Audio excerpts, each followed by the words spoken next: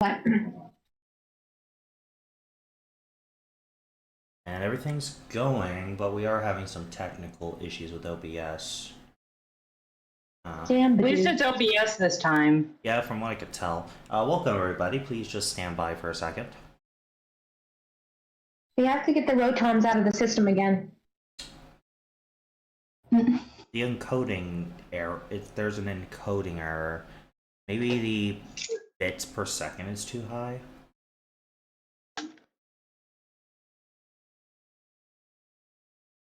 That's something we could fix midstream. Oh, OBS is now not. Okay, there we go. Encoding overloading. Consider turning down. Okay, well, what the fuck can I turn down? Turn down for what?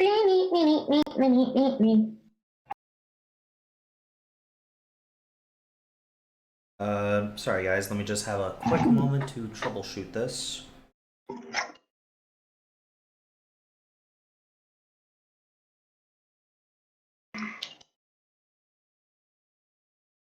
Let's see.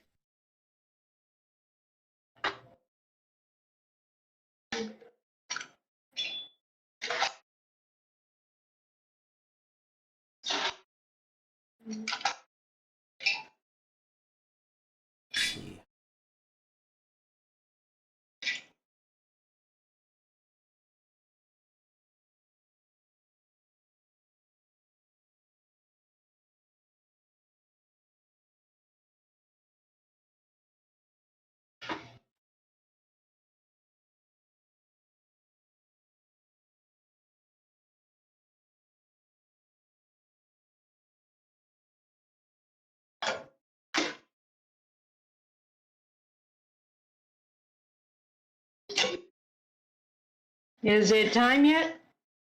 Yeah, we are live. I'm just trying to fix this. Ah, okay. The rotons are acting up again.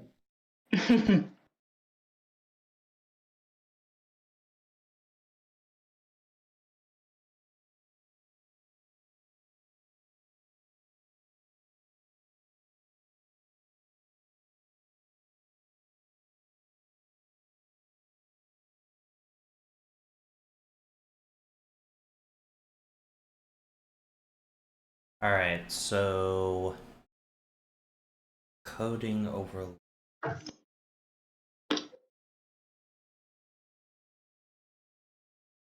gonna try to fix this, but we're gonna go ahead and start.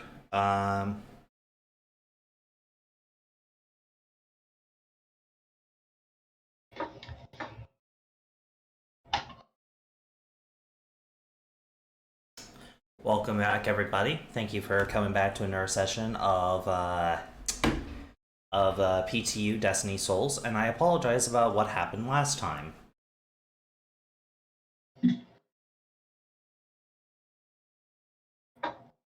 The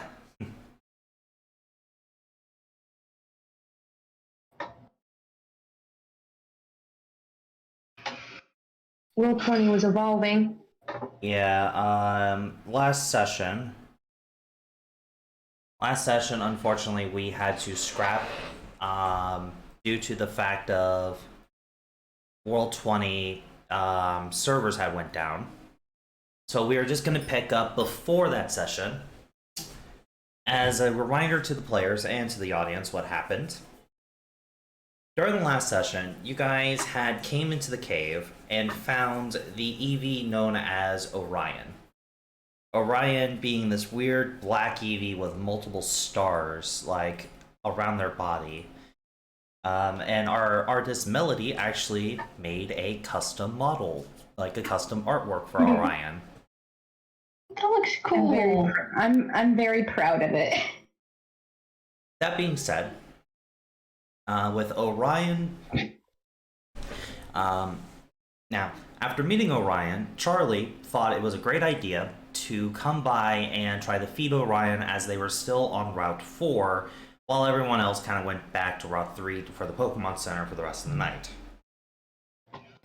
Yeah, knowing her, more than likely she was probably going to just leave the food there and then curl up somewhere because not so bright moment. She's like, I'm gonna go sleep right here. You eat your food. I'm gonna just stay right here. Kind of like a weird version of like trying to tame random pet, where just like I feed him, but I'm over here. As Orion, as you went out to feed Orion, Charlie, a voice from your past had found you, and before you've been grabbed, two of your teammates have came by to come save you. Crystal and Emmanuel. Emmanuel immediately throwing out two Pokemon, and Crystal throwing out Lycana. Orion also, from out of nowhere, also stepped in before this creature, this Hypno, could grab you. Yeah, there's also the fact that I did technically push my alert button. It was just like, help. Your SOS button. Yes. Now, Help. with this being said, what we're going to immediately do is go straight into combat. We've already rolled up the initiatives, so let me just get our music going. Ready to punch shit. Just double checking making sure that Roll20 and OBS is working fine. It is, Pog. So, put this on loop. Alright, so the first one in the tour owner is this mysterious Hypno.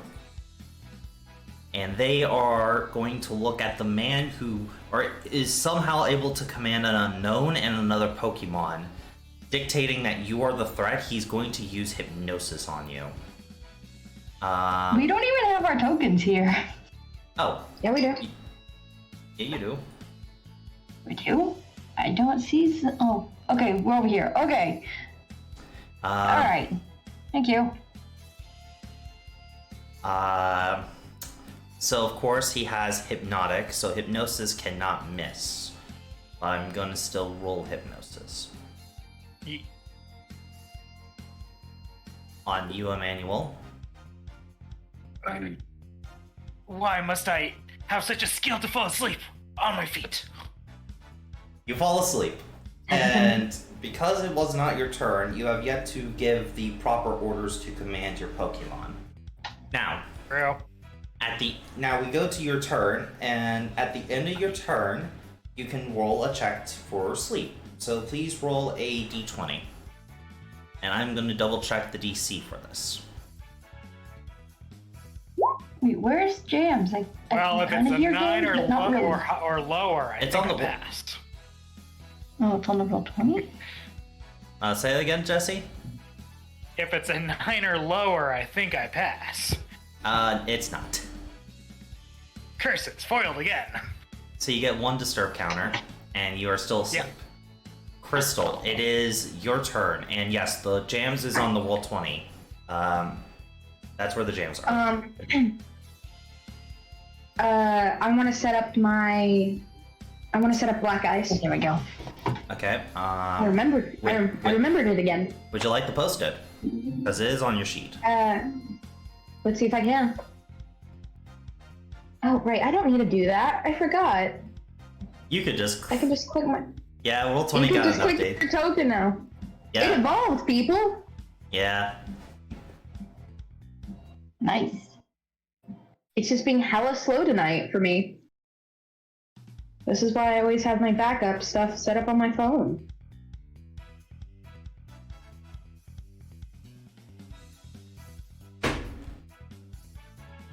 Don't you love how things are slow?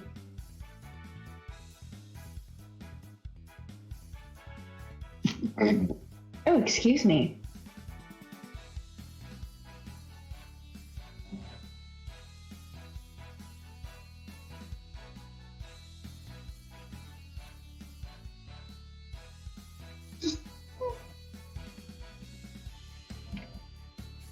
Oh, yes. I also like. Hold on. Charlie? Okay. You- I'm not even on the roll thing, so I was just like, I'm just gonna put her back here. Yeah. Well, the first thing Emmanuel did was push you behind him, but I'm going to say you're currently paralyzed in fear. That's the only thing I was gonna do is just move her back there. That's all I wanted to do. It's fine. It's fine. Downhill? I don't think black ice is on my sheet. It's under your I'm abilities. blinded. It's under abilities near your edges and features and all that.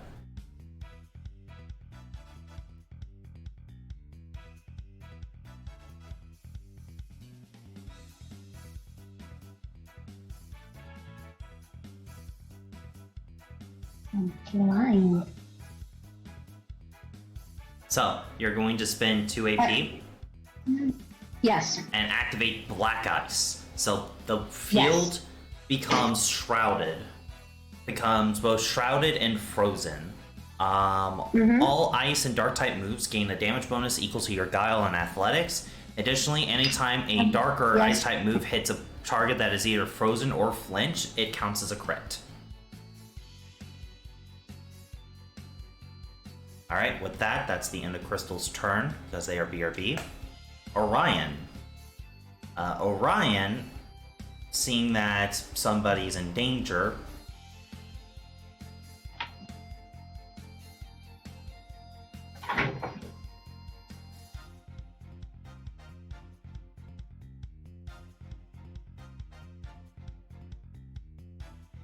is going to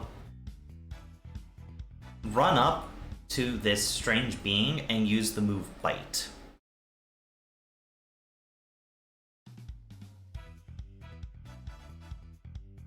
Bite does hit, and the damage does get increased by Melody a little. Let's see, Melody's thing.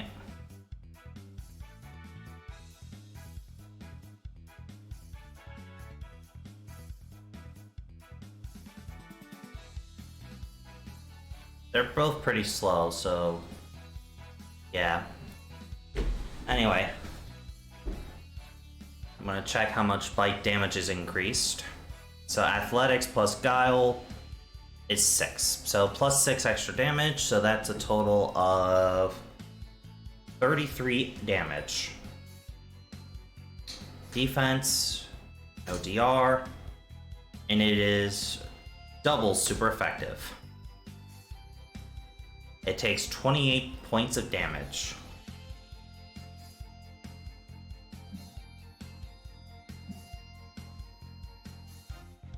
Do descending order real quick to fix all this. Doop, doop, doop. Alright, Melody, are you back?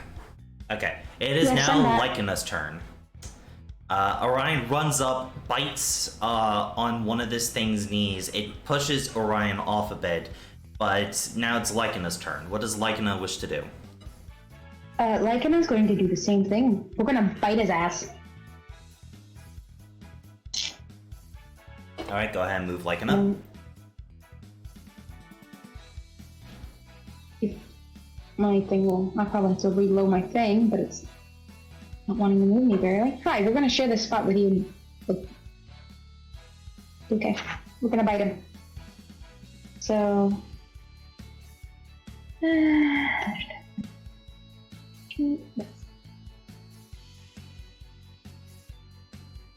Hashtag INT.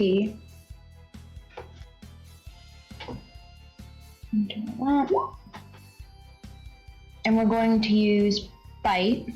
Okay, that's going to be physical target. Yep, that's what I was about to say.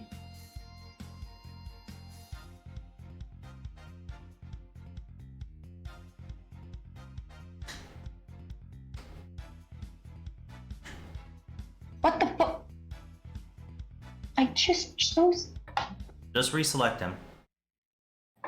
Ooh, actually, I need to I double check. did. I think I made him smite. Oopsie. I thought the Hypno was part ghost type. It is not. I need to take a look at something.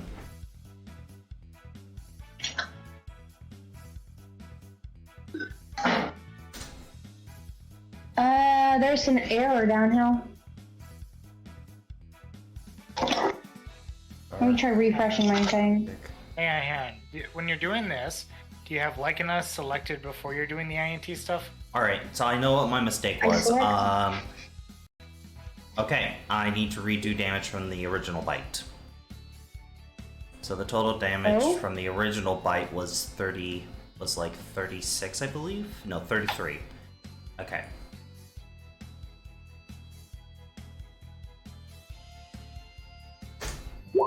Instead of losing 28, it loses 14. Dark types resist itself. So this thing is neutral to dark type.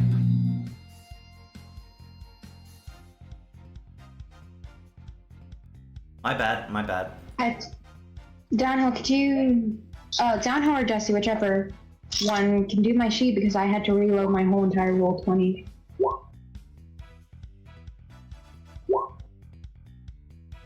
Hey, that's some good rolls.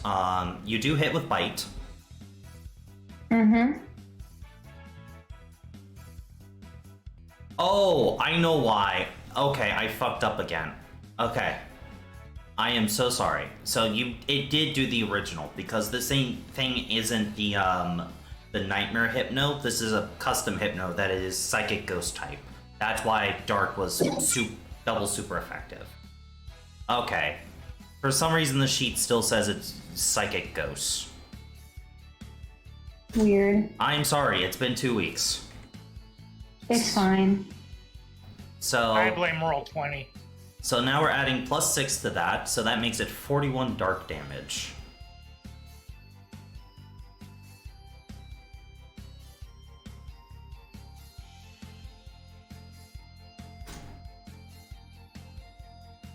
No, wait. Then why does it have dark moves? Okay, I'm gonna take a quick moment to go open my Google Doc for a second, because I have this written down.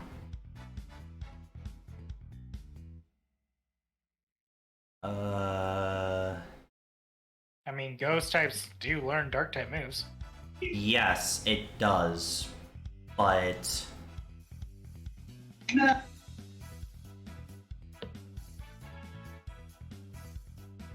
Oh, that's what's going on with it. Okay, so it is not ghost type, but it still takes super effective from dark. Okay.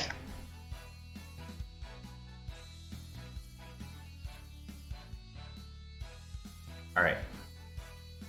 We're all good. So, the total damage is... Did you forget that dark was super effective against psychic? No. No. This thing is statted with a homebrew hypno stat block that's not in the Olus decks. Well, it is in the Olus decks, but okay. Basically, this thing has a pseudo ghost-like ability. It's not ghost type, but it does have an ability for a ghost type. Like, it has one of the capabilities that lets it change its struggle to ghost type. It has the phasing capability. That's why I've been getting so fucked up on everything. Like, this thing has the phasing capability. So 36 plus, or 37 plus 6, 43. But that means that it is still dark type. That means it does take neutral. I am so sorry for going back and forth on this so much. It's been a while. It takes 1 injury. What would you like to lower? It's speed. Okay. Ha. Okay, so you guys are gonna hate me because I forgot that it actually got flinched last combat. That's why its initiative was at 16. Okay. So now, Jesse, I have to ask you, which one are you commanding? Because you are asleep. Which one takes its turn? Because that's what happened in the original timeline. You mean what timeline? Oh my god. This is Earth 2. And as we found out last time, the INT doesn't really work with unknowns since they only learn one move. Yeah. So you can just roll from the sheet. What typing is this hidden power? It is dark. Okay. So it will be neutral. Yep. That's weird. I have to discuss y'all back break. It takes 2 damage. Hell yeah. Right, is it just this I mean, one? I That was my debating one. doing Overrun and trying to put it to sleep because. Alright. So...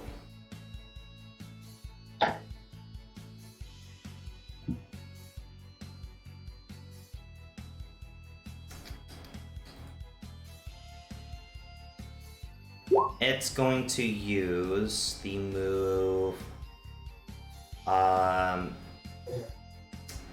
Night Dazzle on Lycana.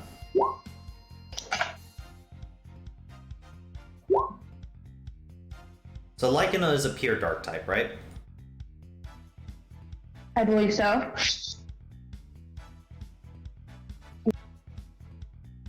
I can't open any of the sheets right now. So I'm doing something explaining. So with that, Lycana will take this damage resisted.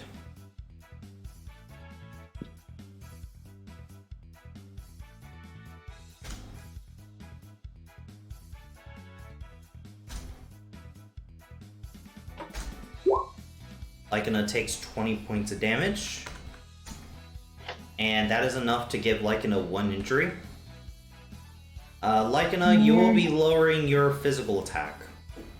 Which I'll go ahead and do on your sheet because you're having troubles.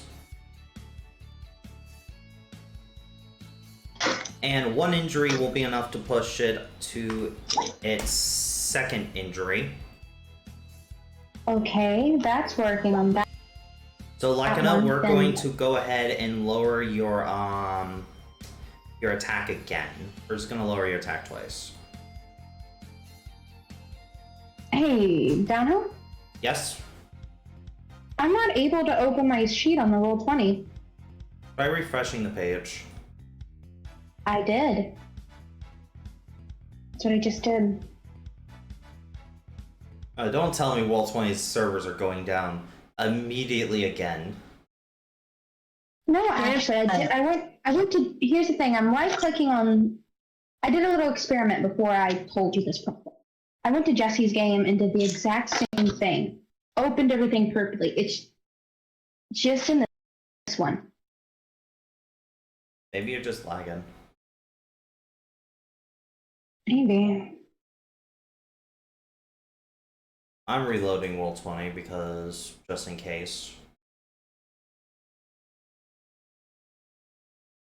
I'm sorry, Downhill, I had to ruin your fun. Not ruining my fun, I'm just making sure everything's working. But Lycana takes 2 injuries. Restart the music.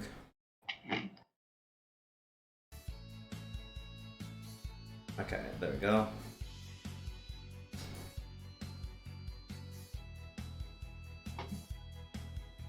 So Lycana took 2 injuries. And now, Charlie, I need you to roll me a d20. Okay.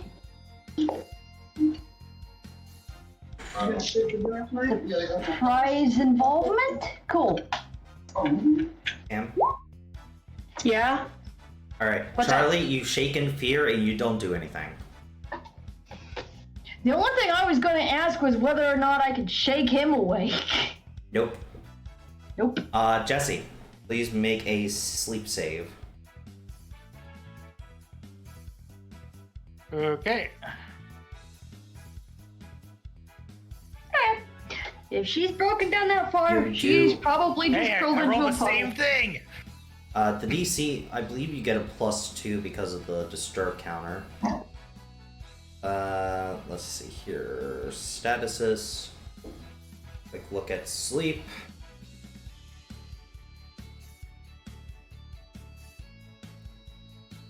DC is 16 to wake up. You get +2. Yeah, you are still asleep. But you get another disturb counter. I am deeply Yeah. Alright. Crystal, your turn.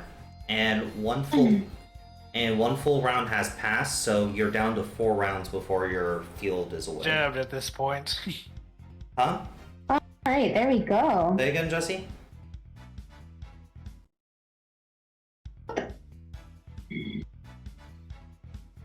What's up? Thankfully, I have my phone open. Let's see, what can I do? Huh? Okay. I said, let's see what I can do. You do have Jesse, how could I? 4 rounds of your specialized field. Mm-hmm. Let's see what I can do.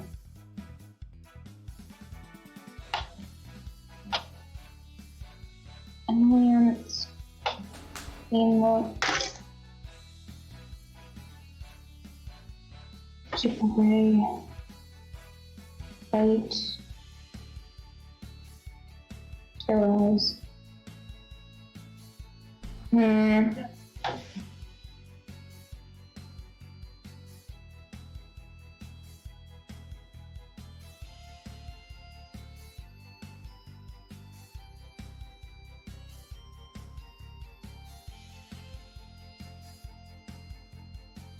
What you thinking, My Mel? apology. I'm looking at my moves. If you are able to flinch the Hypno, then the others who are using Dark type moves can possibly do crits. I'm trying to look for flinch at this current moment. Let me help out real quick. Aha, I can bite him. You do have Bite, which for you I it can- bites on a 14 plus. Because you have I Snapshot. could use bite. I Yeah. could use bite. Seems like the only choice at this current moment in time, my dear friend. Yeah. So where are you gonna move? Let me go back to here. You can move a total of 6 squares. Had to restart my computer, so I'm doing this on my phone to be with me. Almost 6 squares.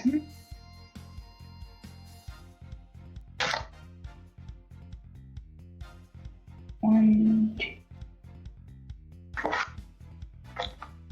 Hello there, friend. I'm going to bite you now. I think that's 6. I did. That's Yeah, 6, right? That is Or did 6. I miss? That is 6. Okay. Hello, my good sir. I'm going to bite you now. Let's see. I'm going to go to my sheet, and I'm going to roll bite. And physical attack is the red, correct? Yes. But we can just use the API. I know. INT. Yeah. Just select your token and press the word bite. I already rolled the INT thing. You just do it off what I rolled. Okay, thank you. Bite. There we go. And physical target and click the Hypno. Target.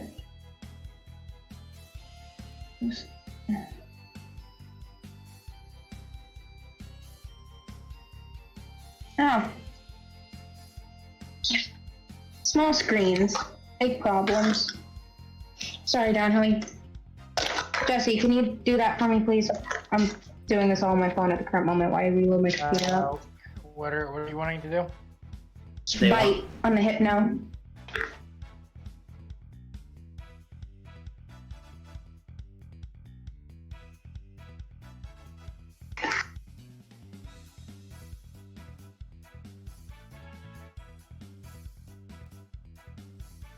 Hey, INT. What the shit? Oh, by the way, an ability triggered for Lycana. Since it was here with a dark type move, it gets +1 speed combat damage. Nice. Alright, and that flinches.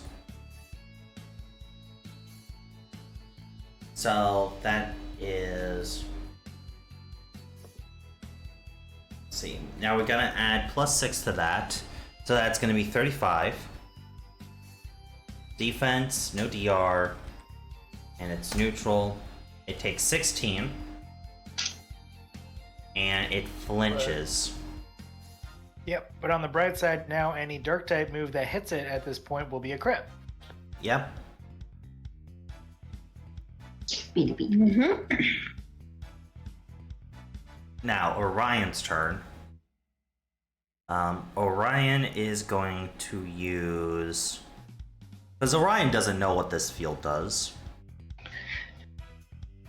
I say it would use Divine Guidance on Lycana. So Lycana... Sorry, go ahead.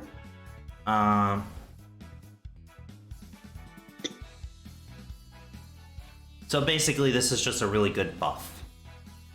Hell yeah, it is. It's going to use Divine Guidance on Lycana, giving them +1 accuracy, +1 damage dice increase and all that. It's just going to give a Lycana a lot of shit.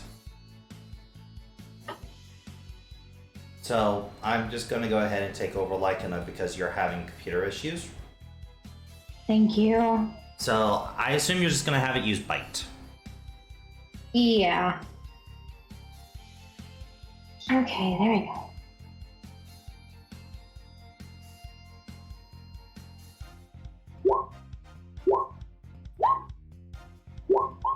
It does hit, and it does 35 damage. It takes 16. As Lycana bites it, it launches its full body into this bite. And as it does so, the Hypno begins to take a different form. Slowly becoming nearly see-through. Whoa, the coward. The coward didn't have time to come in here. And Lycan... Alright. So... Now, Ash or like, who's going? Oberon is going this time because they were taking turns. Okay, Odoron, you know what you need to do first, my friend. Let's see that D20. Yeah. Let's see that D20 for your ability. Hey! Heal a tick of HP. Hell yeah. Mm-hmm. Emmanuel makes it look so good.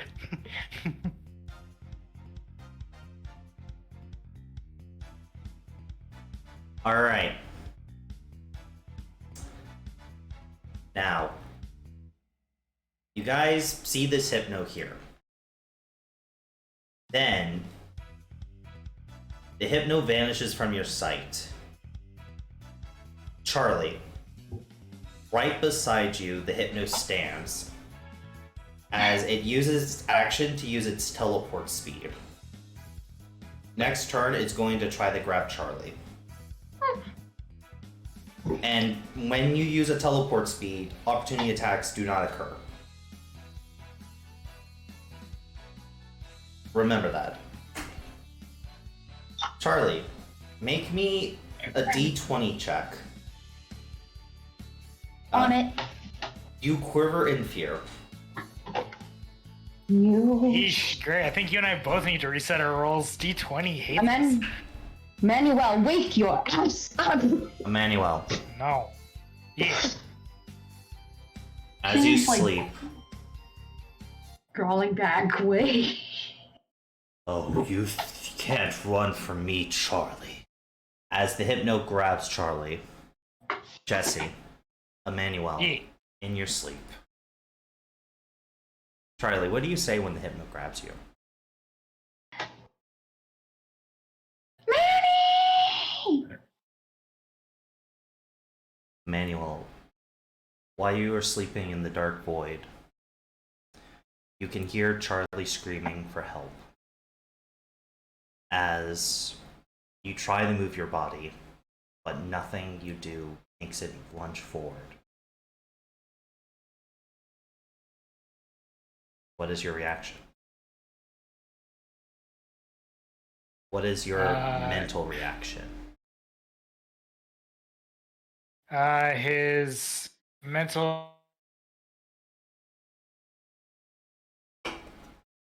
Hello? Jesse? My Discord being messy. No, I can hear Yo, you. can you not hear me or something? Yeah, now you There came we by. go. Now we can hear you. I mean, I guess really Emmanuel doesn't have anything going up there since it went dead quiet. No, I was talking. Okay, try again. So mentally, he's just yelling at himself to move. Like, come on, move, move, move.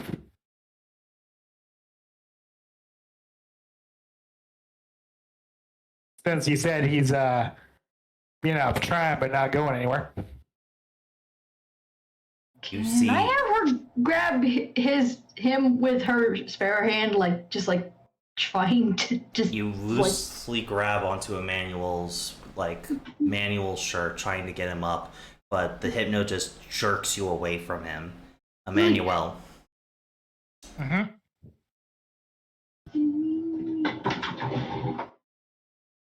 A voice calls out to you, almost calling out to your soul.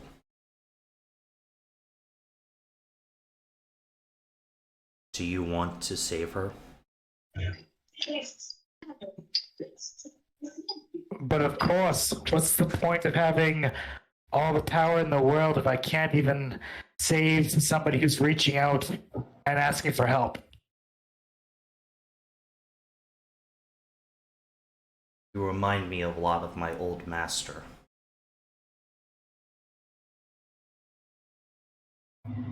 I can help you, but it will come at a price.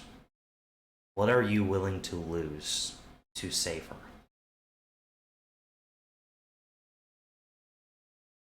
A silly question, given that you have every advantage. The question that should instead be asked is, what is it that you desire for me to give you?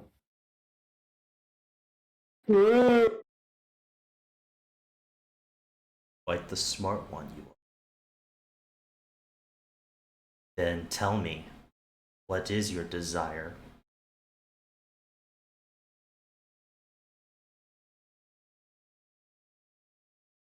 My desire is to save her and eventually lead everyone into a brighter future.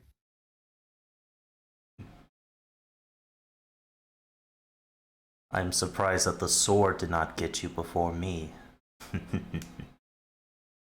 So, This. if I were to help you, I would need you to form a contract with me.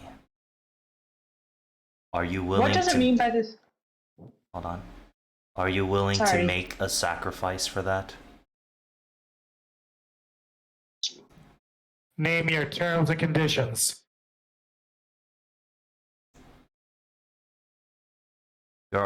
Your left hand will bear my mark, and I will join you on your journey. In exchange, you will have my power, but you will have to one day help me fight a familiar foe of mine.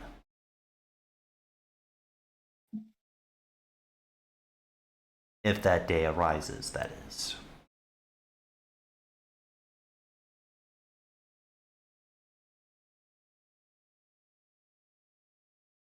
I mean, he's staying quiet in case there's anything else to add. That is the only conditions.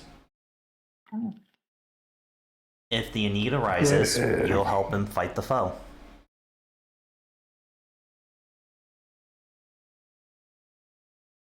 I agree to all of these terms and conditions. Right. My name is is Gallahan, the Hammer of Time. Fuck.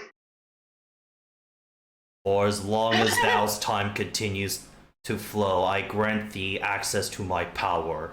Till the roar of time starts the cycle anew, should that be the divine's will.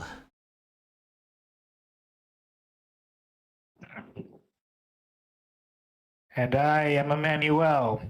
For as long as there are grains of sand in the desert of the kingdom, I pledge to be a partner worthy of your trust and power, upholding the hope for the future by having wisdom and power in equal measure. Emmanuel, you wake up, Yep. and hurling towards you, something rises out of the water from over here. Ooh. So it's freshly washed.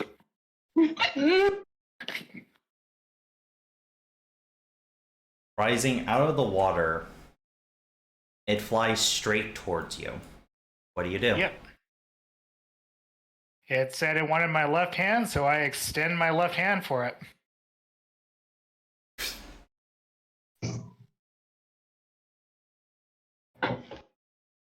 It goes into your left hand, and a sash immediately wraps around it. Yep. You will be taking an injury as it does this, lowering I your physical defense. Oh no, that was the crutch of my entire build. How did it know? You will take 7 damage. No.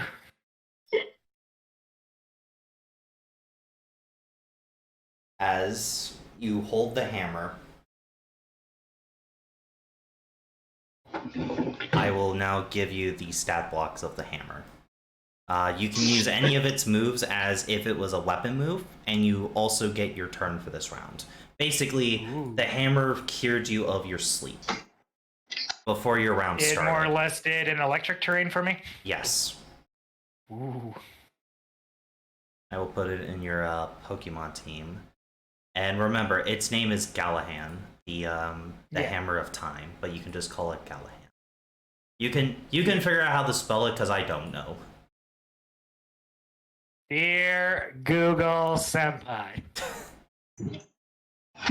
Yeah. Also, when using this hammer as a weapon, you use its stats for the attacking. Ooh.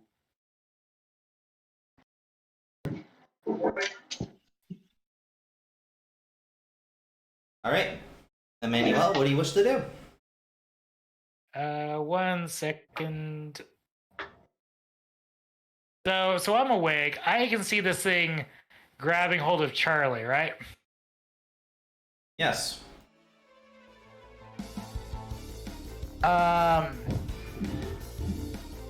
It currently Okay. has Charlie, like, trying to pull her by the hair. Okay.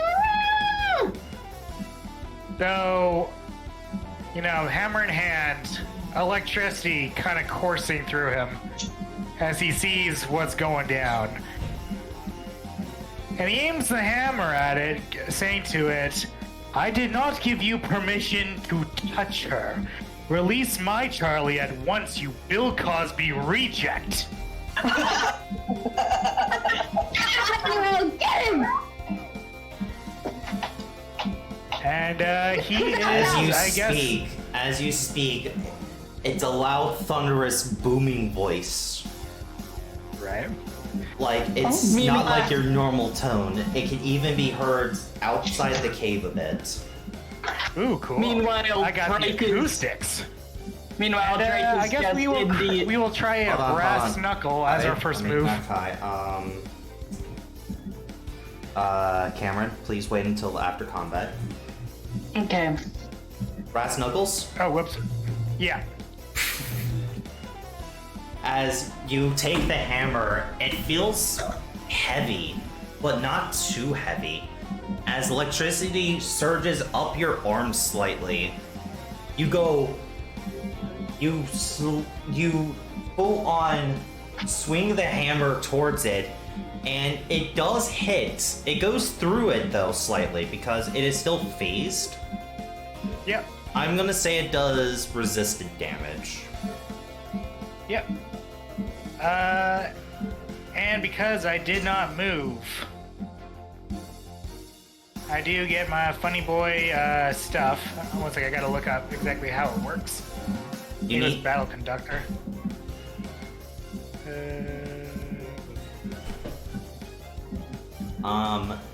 Jesse, please take a tick of damage, by the way. As Okay, the so another electricity, 7? yeah, as the electricity is shocking through your body, you're not used to it. Its power is overwhelming. That's fine. I just got to endure it long enough to beat this thing, right? Yeah. However, that strike was enough I'm just trying to look at. that strike was enough where it did release Charlie, by the way. Yeah. I'll like go over to Mandy and just like, "Ah!"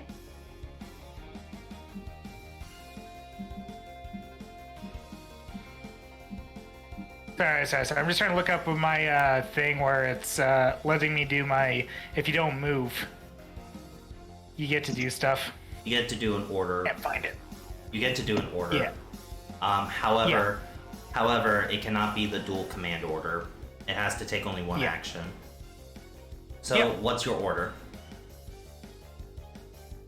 My order is just inspired training. On who? It's going to be on Oberon. Okay, he has been inspired, and also, because you gave an order, I believe. Yep. Actually, no. Ain't that your move action to be able to do your personal ability? I'm trying to remember which one it was. Because it was something like Battle Sage. Yeah. So because you used your move action, Live. because you did your move action,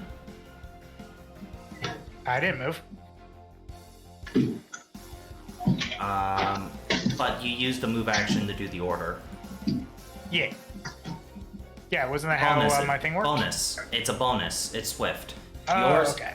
Because if you'd used a move action, that's a shift action, so you wouldn't be able to do that. But since Commander's Voice is a swift, it's just the terminology got me confused. What's the DR?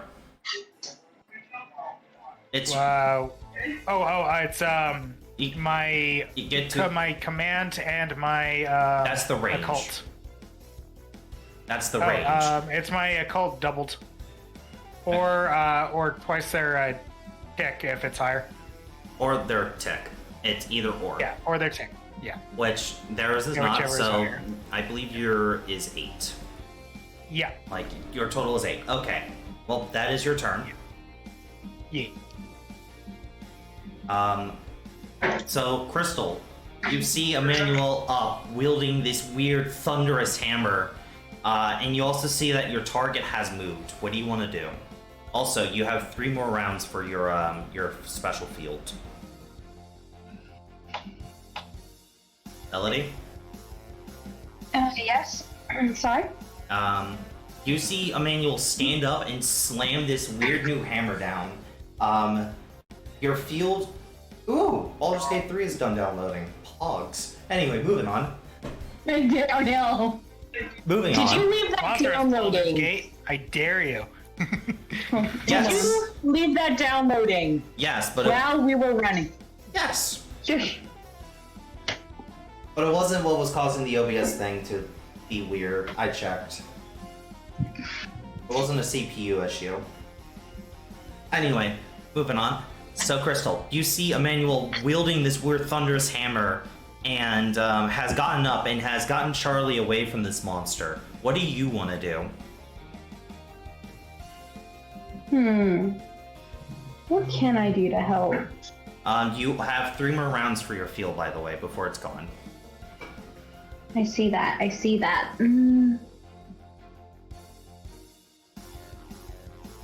Oh, that's fucking Lycan. That's the wrong sheet. Oopsie, wrong sheet.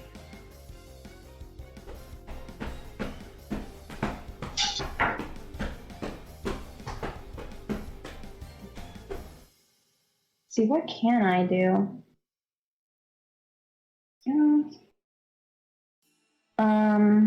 Let's see what I can do.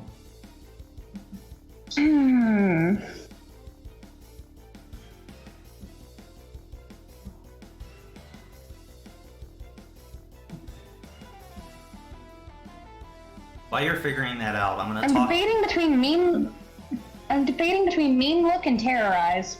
Probably mean look, but you may be able to get. Yeah, you're able to get to the. You're able to get to the hypno if you want to hit him with a bite again. If you want to bite.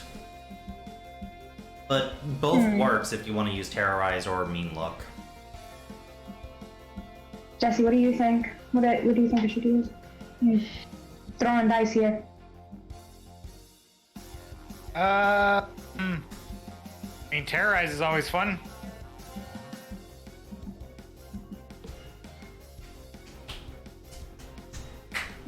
Let's see, what does If we're terrorize on the do? build, power trip is always the right answer. Power trip is always the right answer. Let's see. Or if you think that you can make it back off, hitting him for more damage maybe well.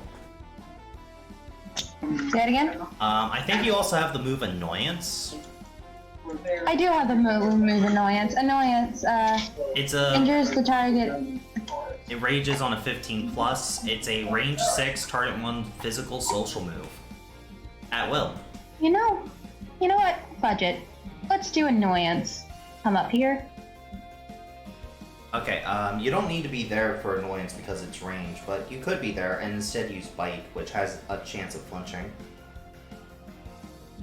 Flinch him again? Yeah. Sure, why not? It literally turns on the power for everyone else, like, because then they can start getting crits.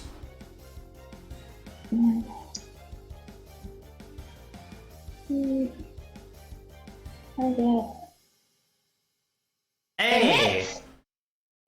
Huggy wuggy. And you didn't have to tell me either. I kind of did, but you did well now. No, I'm talking about the rest. You didn't tell me. You didn't tell me how. You come You're right. in. Good job, Mel. You come in channeling dark energy into like a good kick as you full on sidekick this thing into its stomach, pushing it back slightly. It clutches its stomach as it wasn't even sure it could be hid in this form as it growls. Get the fuck away from Charlie, you disgusting creature! I'll be back for you, Charlie. As it phases through the floor, running away. Charlie! Emmanuel, can I get you to make me a focus check? Oh, that's gonna be fun. Okay, let's see. Skills. Focus. Is the DC higher than the 12? Yes.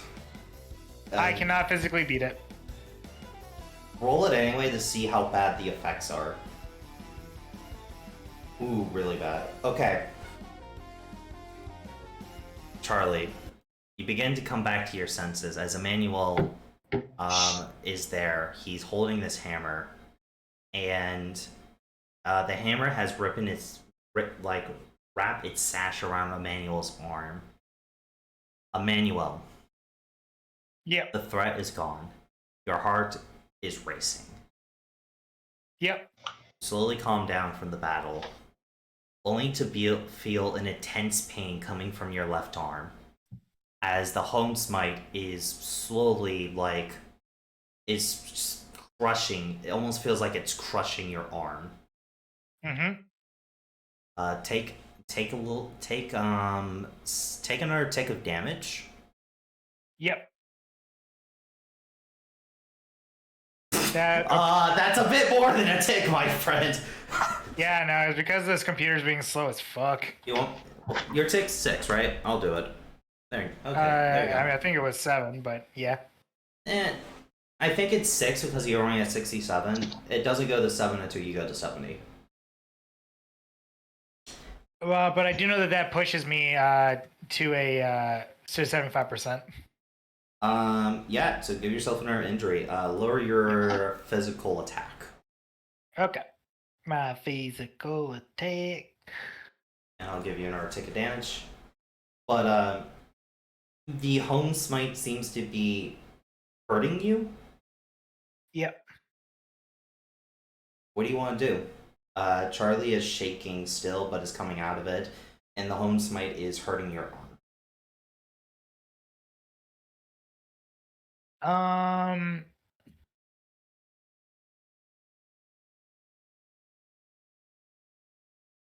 Shit. He is going to focus on Charlie and just be like, "Hey, it's okay. It's okay. We're here. You're safe. You're safe." As he's With gonna the like booming, thunderous voice. Yep. Yeah, totally gonna help. He doesn't know that he's doing that or how to turn it off. All he's thinking is I can endure the pain, but Charlie needs me right now. Emmanuel? I haven't gotten it yet. Alright. Emmanuel, your voice. Are you on this shit? What? He's like, yeah, what about my voice? You're Because booming. does that manual even notice that it's like this, or does he just you feel notice. it's You normal? notice. You notice. Oh. Whoa, this kid has amazing acoustics. Emmanuel, this Please is take another tick of damage.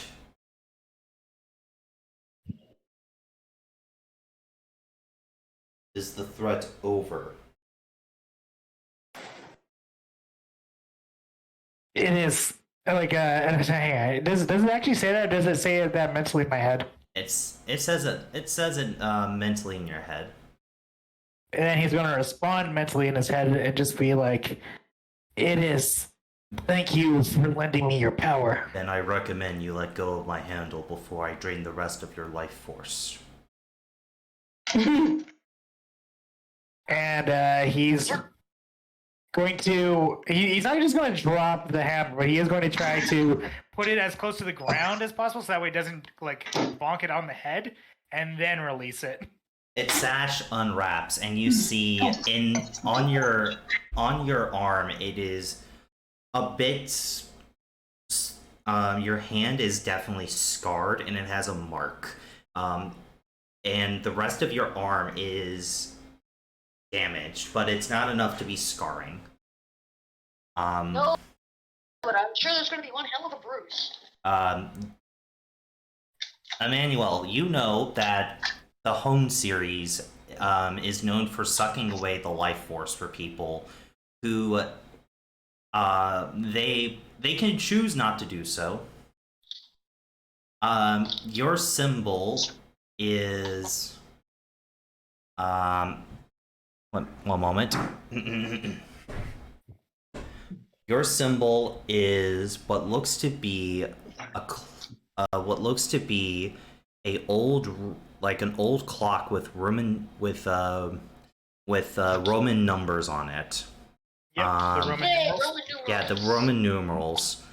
And behind it is two thunderbolts striking through it.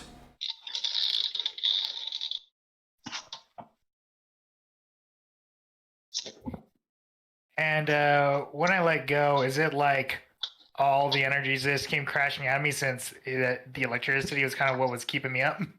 Yes. You feel extremely tired, but the hammer starts to float beside you. I will state it will constantly drain you if you use it unless you go by and get some certain training in. You need to know how to use arcane weapons as one of the precautions, and you just need more time using the hammer. the more your body uses it, the less damage it can do to your body. So getting arcane training will make sure when you lose the tick, it doesn't do an injury. And then just using it and training with it will make your HP drop go away. But you need the arcane weapon training first. Yeah. But is it looking at all like it's a little worried, or is it like, weak? it's just staring at you, not blinking. Okay. But as this is going on, as Charlie is shaking, Orion kind of takes his head and kind of rubs it against Charlie's arm, trying to get Charlie's attention. Hey, you're safe now. It's gone. It's okay. Thank you, Orion, for assisting us. I gently pat and just like really slow and kind of timid. It hops into your lap. He hops into your lap, just letting you pet it. As you are slowly calming down just by, therapy animal. But Orion looks at Crystal and says, I did not come to your aid. I came to Charlie's aid. She is a member of our group. We never abandon each other. She is like a sister. And I'm still thanking you. Regardless if you came to my aid or hers, you deserve a thanks. I don't need your thanks, Baka. Manuel, are you alright? Oh, go ahead. I recommend you guys get Charlie and the one with the hammer to the Pokemon Center. I will guide you with my... It's dark, so I shall guide you with my illuminating fur. Let's go. That would be much appreciated. Thank you. Although before we go, if Lyke and I can come one closer so I can get us patched up. Don't forget Mr. Sleepy Boy. Well, no. I mean, he's fine, because I was just going to do... Hey, Jesse, what's in your backpack? Currently, what is in my backpack? Let's see. Determination. It is a dog that keeps multiplying into more dogs until I take something out and then I lose all the dogs. It looks like you have some basic Pokeballs. Is that true? Yeah, I have my Pokédollars, 2 potions, a revive, and 5 basic balls. Your Hone Smite's going to reach into your bag. Yep. And it's going to take out a Pokeball and basically tap itself with it. Catching itself for you, and then immediately leaving its Pokeball. And then kind of just floating there beside you. Apparently it doesn't like being in the Pokeball, but it knows it has to be registered. Yeah, I mean, that's fine. I assume you wear like some sort of belt, right? Yeah. Then it's going to fasten itself in the belt. Kind of like you may want to get a proper holder for it, but this will work for it for now. Yeah. And I'm just doing some life dew for anyone that immediately needs it, especially my arm. Life dew will not heal your arm. It will recover. I thought it would heal the arm, but not the mark. In the sense that the damage from the arm, you would need actual medical attention. Okay. You're not strong enough Sage to heal it. Not yet. But yeah, you life do. Orion finally wobbles his way over to you, and Ash, goes back into your right arm. Yep. Orion, I assume you return him or Oberon. Yep. And Orion will lead you guys back to the Pokemon Center. Crystal's going to kneel down and go, Charlie, can I pick you up? Wait, what do you want to pick up? Charlie. I mean, I guess, yeah. She's going to gently pick up Charlie and carry her in her arms. Charlie's a little big for that. You can give her a I cannot piggyback Princess ride. carry Charlie? Probably not all the way to the Pokemon Center. You could probably piggyback her, though. Yeah, you could definitely piggyback. Piggyback. Yeah, if you go like warp But you guys make your way back to the Pokemon Center. older. But at the Pokemon Center, in the middle of the night, Drake, Yeah. you wake up.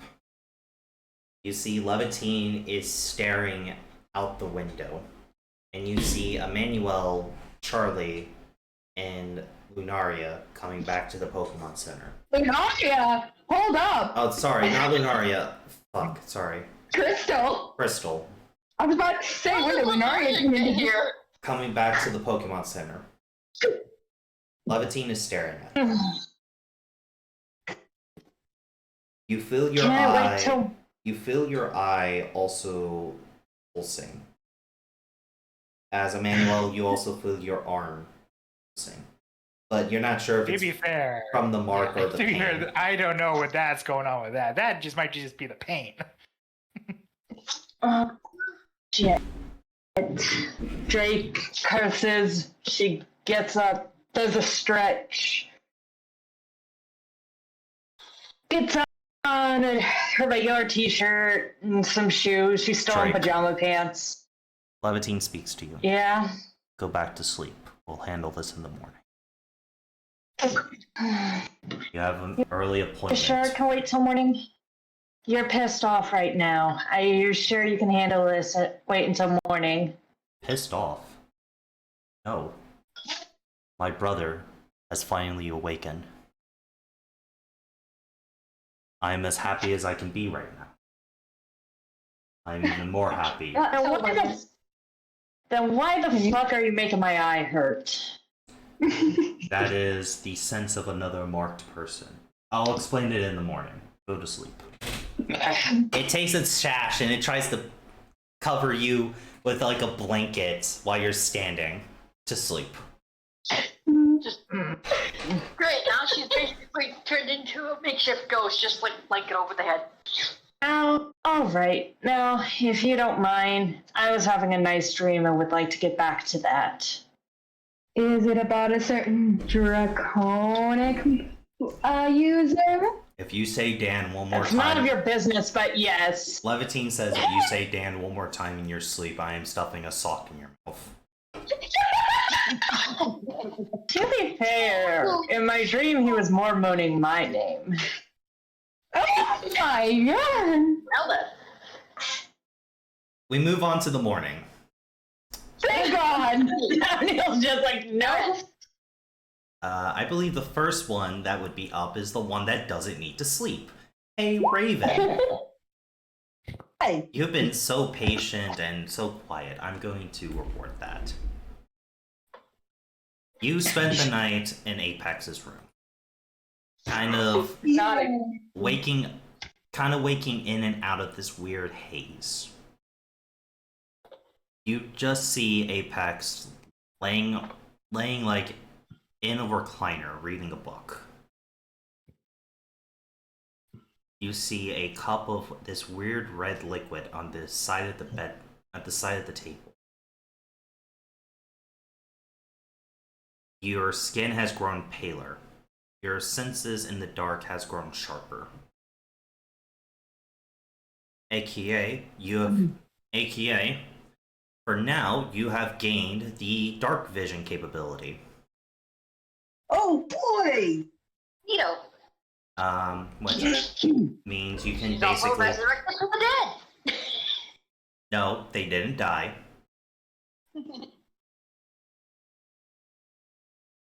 But I will tell you exactly the mechanics for the thing real quick.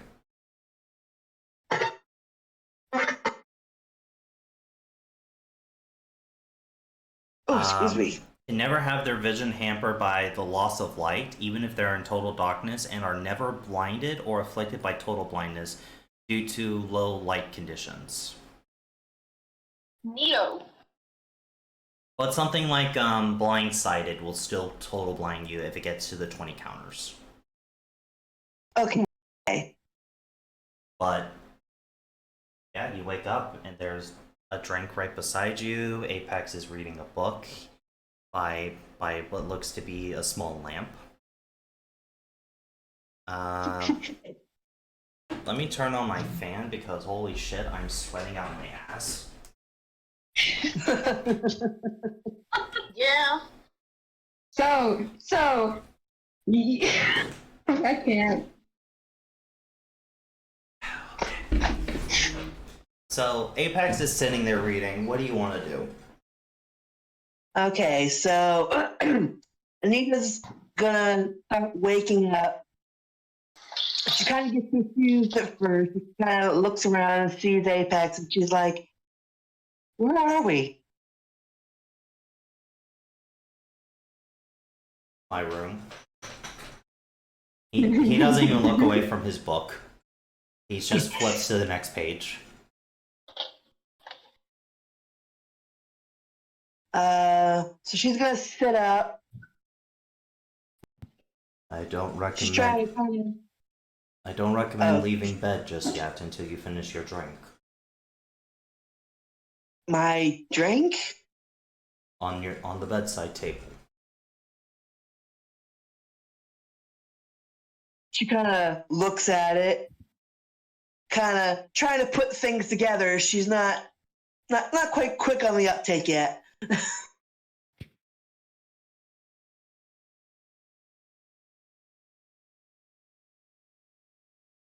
So she kind of picks up. She's like, "Is this what I think it is?" It's whatever you think it is, dear. He kind of takes a sip of his own drink as he reads.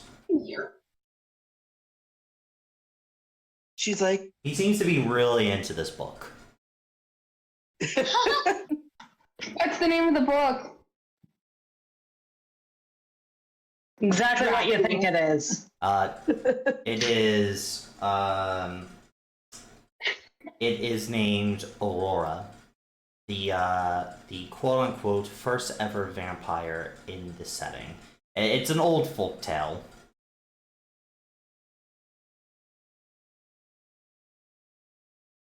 Okay, so AKA a nod to another player in another campaign I had. "Oh." So she's going to go ahead and taste this drink. Figured, why not? And I'm assuming she finds it not as unpleasant as she thought it might be. As you take a sip of the drink, your senses begin to become more alert. The aroma of the drink is familiar but yet alien to you. It is quite pleasant. It is cold, which is interesting. You thought it'd be warmer, but the room is naturally cold. But as you drink Makes it, sense. you feel a warmth return to your body. Your muscles begin to unstiffen after like what feels like you've been sleeping for a week in like a hospital. Okay. You take one sip, but you can't help yourself from finishing the whole glass. After setting the glass down, you have a bit of an ivory taste in your mouth. Gotta love that metallic taste. So she's considering there's something familiar about it, but it's just escaping her off the top of her head. She looks over to Apex.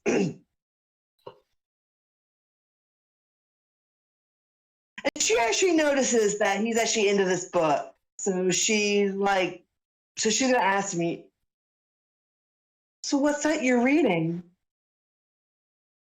Aurora, I'm not familiar with that one. it's an old tale about the first ever recording of a vampire. It's strange of how much of our characteristics are actually found in this book. Vampires. Well, vampire in your case, but...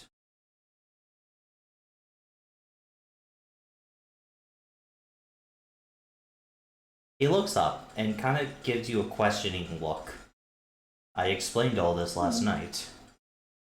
Do not remember. Drug. I think I'm having a little trouble recalling a little bit of last night. Doesn't everyone after that?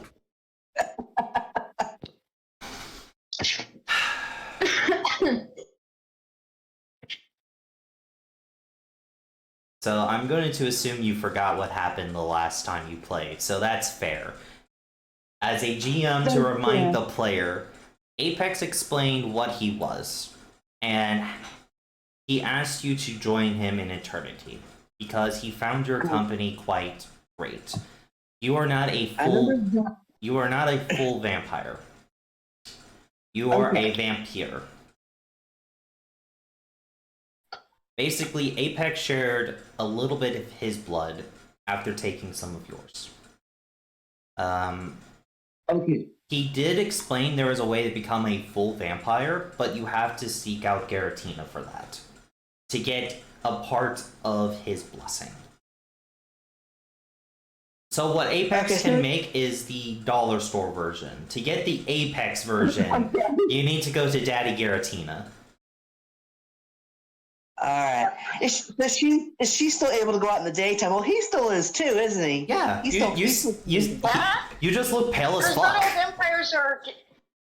You just look pale as fuck. Okay, cool. You can still eat normal food. You can drink. You can even take showers. You can even see yourself in the mirror. The only downside is, well, that comes into the point of the whole you never age. Society's going to find it weird that you never age. You know, just being a monster that needs the fact that you need to drink either human or Pokemon blood. Because yes, you can get by drinking Pokey blood. yeah. Pokemon vampires. I have a whole army of vampire impidimps.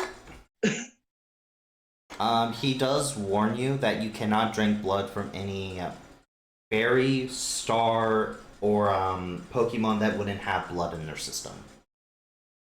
Okay. The fairy in particular, because they are naturally opposed to everything that runs in your system. And Star because he personally just doesn't like the taste. So she could technically do the store, just not taste that good. And of course, ghost types don't have blood. Yeah. All right. Does this affect my relationship with the impotent that I have? No. It doesn't affect, and like they don't have any natural hate towards you or anything. It's mostly feeding off of them gives you negatives. He also tells you that you need to drink at least once a month. Once a month, you must have about that cup worth of size of blood. Whether you take it from a Pokemon, you get a blood bag. He personally went with the blood bag option. Don't ask him how he got it. I'm sure that's going to be a fun story. Let's just say the Nurse Joy may misplace the blood bag after talking to Apex. I'm sure she did. But So she's gonna have to learn to do all that fun stuff. yeah. I will state, the other thing is, as a vampire, you get a natural ghost type connection. You get a natural, you get a natural ghost type connection. However, you already have the elemental connection, so after game, you get a free edge that you qualify for to replace it. So, Nice. my recommendation is maybe Elemental Blossom. Okay. Or maybe something related to ghost typing, but we can talk about that later. Okay. As you get out of bed, Apex turns back to his book By the way, your clothes are in the closet. Oh. All right. Okay then. Thank you. So she goes and she gets dressed. You realize, by the way, you look down and you're just wearing your nightwear. Like you're not naked. You're just wearing your nightwear. Okay. I will clarify that now because we have Cameron in the call. We have Cameron and Mel in the call, so I will clarify that. You forget We have I the problem children in the call. Excuse you, I'm an angel. You're the problem, child. Yay, you love me for it. You see I believe you wear mostly like a pink dress, right? Right. You see that it I think has. it had like a purple shirt or something. I don't remember. Well, here's your token. Oh shit, my headphone came out. One sec. Okay, headphone back in. Okay. It has been fully washed, dried, and even ironed. And the scratches and the all that have been patched out. Like someone took a sewing needle and fixed up your outfit a bit. Yeah, I was gonna say you would have to patch it up after the whole tearing it thing.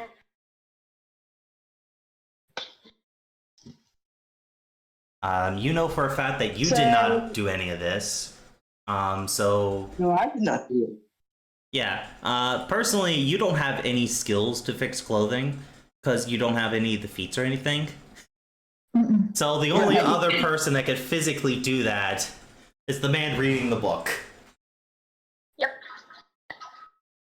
I'm gonna have her go over and kind of give him a hug over the chair and be like, "You're so domestic." He rolls Oh my his god. he rolled his eyes. Unlike you being a half vampire, as a full one, I cannot sleep. Well, I can be put to sleep by moves such as hypnosis and all that. It's just physically, I'm able to make myself go to sleep. So, to keep my mind occupied while you slumbered, I went ahead and fixed up a few things. Well, thank you very much. I really appreciate it.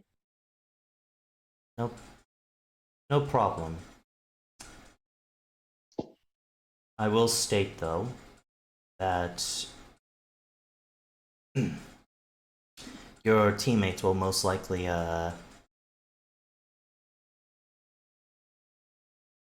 Notice the difference? your teammates are going to talk about you coming out of this bedroom. One of them saw us going into my room, so good luck with that. Jealous. She just kind of giggles a little bit, finding that kind of funny. Also, Why don't we go down to breakfast together then? Oh, go ahead. I'm not really hungry after having my drink. I'm surprised that you have an appetite, though. Normally, your first drink leaves you quite full for the rest of the day. Maybe the side effect of being a half vampire. Or a vampire, as I should keep calling it, because, well, you're the only vampire that I know of, and I made you, so... All of these terminologies I'm just making up as we go by. I have no idea if there's any actual sort of code or honor thing. Like, this weird game called Vampire the Masquerade I played a while ago said that you would be technically a ghoul, but that doesn't seem right. A vampire, you know? Well, this is just give us a chance to learn together, then won't it? I guessed. Clearly you are not under my control from what I can tell. Which is quite, you I know, don't think so. which is quite actually reassuring. Aww. I will state that if you're as obsessed with me as you were last night, we may have some boundary issues. she kind of backed up a little bit. She's like, sorry. I mean, that is perfectly fine. I just want to make sure you're not going to rip the head off of somebody when I leave your sight. I think I'll be okay. I- You'll always be in my heart and my mind. But I think I can let you go for periods of time. Oh my god, Anita.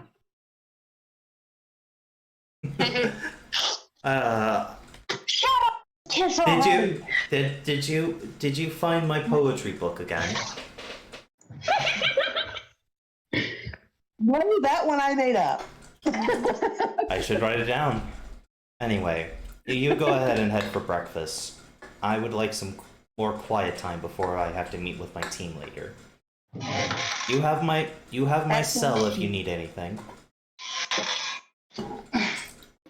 And you have mine if you just want to talk. Of course.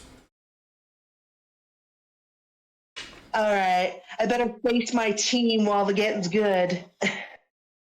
Oh, remember to check your screensaver.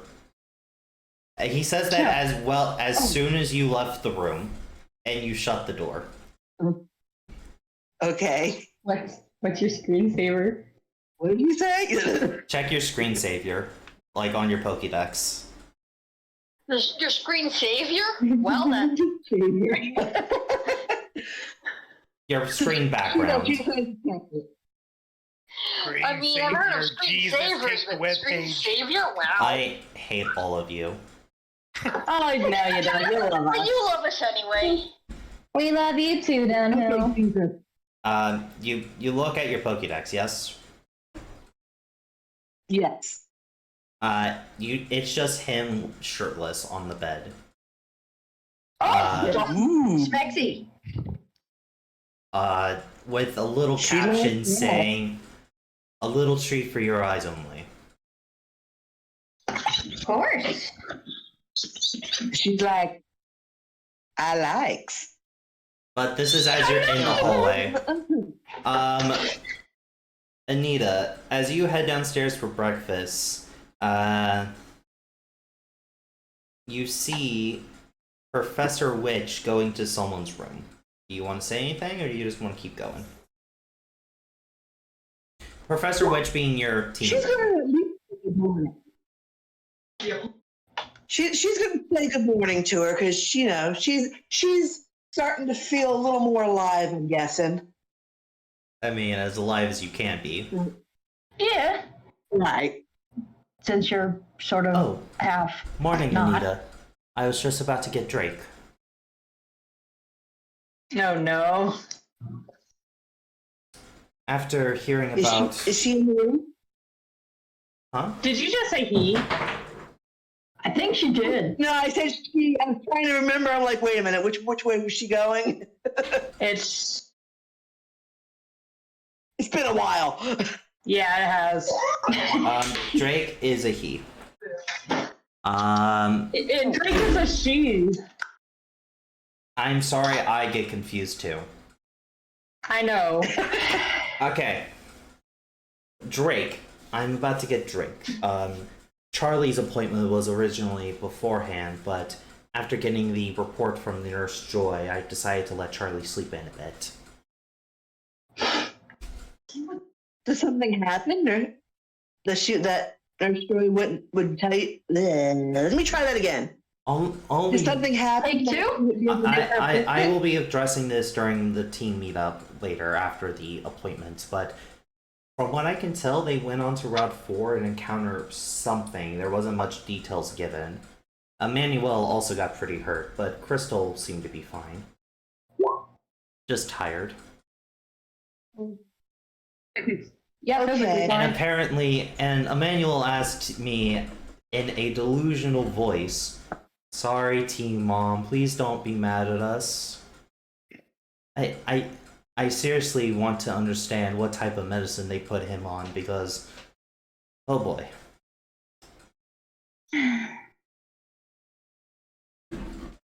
Well, I'll let you get her then, and I'll see if I can meet the rest of the team at breakfast. Most likely after breakfast, but of course. As Drake, All right then. you wake up to a loud knocking on your door. 4 minutes. Drake, it's me. All right, Drake's gonna get up, pop her eye back in. Your eye didn't came out. Oh, shit. I'm not supposed to sleep with this thing in. At least I don't think I am. Your eye isn't a prosthetic, Cam. It's just scarred. No, we talked about this. It is a prosthetic. Oh, I thought you were talking about Levitine's eye. No, the eye that I lost. Oh no, that eye? Right. That eye? Yeah, that's a prosthetic. Yeah, so Like, she's putting that back in. The one with the piercing with it is a prosthetic. I thought you were talking about Levitine's eye, like the one in his sword sheath. No. But no, you did. By the way, your other eye the other eye was the one that was acting up, not the prosthetic. Like the one that's not all cracked up. Yeah. As Your quote unquote good eye. Yeah. So Drake's up. She walked to the door. I know I'm not that good with tech, but I could have sworn I set my alarm for an hour from now. Yes, there was a small incident last night, and your appointment will be before Charlie's this morning due to that. Your appointment is in the next 40 minutes. I figured I'd come up here and tell you what's going on. I apologize for disturbing your sleep. It's fine. It's only the second time this night. Did you not sleep well? Uh, Was our conversation too heavy? I apologize. No. Levitine's cousin or brother or something woke up. You feel that Levitine is very upset with you now. Like, he didn't, like, that was probably not a good thing to say. Professor Witch seems confused. I should shut up Levitine's now. brother?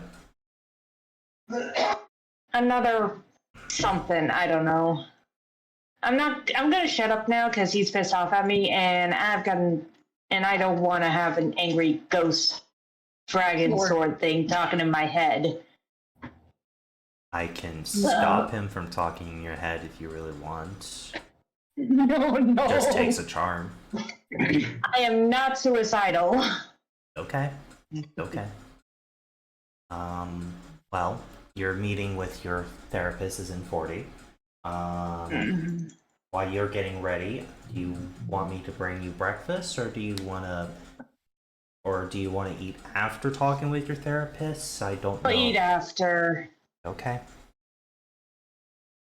Well, have a good day.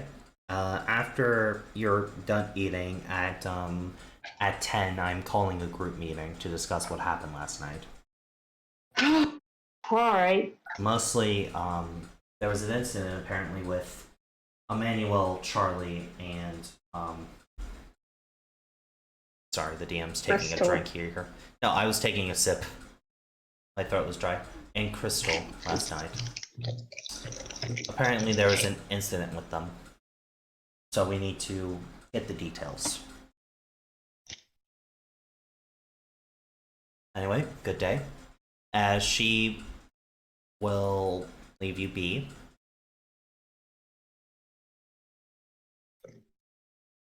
Okay then. Real quick, I'm going to state this now. Emmanuel, you were put into the care unit, and you will be released when the meeting is about to start. You will be having breakfast there, and you will be kind of like in the care unit. Charlie is Yeah. also in the same care unit. You're kind of like sharing the room, like one bed, the other bed, for mostly because you were very insistent of Charlie staying nearby. Yeah. Um, Am I still on all the That's drugs? assuming that she wasn't also, considering he's like the only person that she really trusts, and after all that shit that happened, she's just like, I would Yeah. figure you would have some trust for Crystal as well. a little, But as well, Orion did not stay at the Pokemon Center. He went back to Rub 4. He made sure you guys got to safety, and then left. He and Crystal, you are also sleeping in because of last night's adventures. So we're gonna go ahead. Adventures. That's one way to put it. So what we're gonna do is we're gonna go ahead and do Drake's therapy session real quick, and then after that we'll do Charlie's. oh, that should be fun. Before you go into your therapy session, Drake, you actually run into Dan.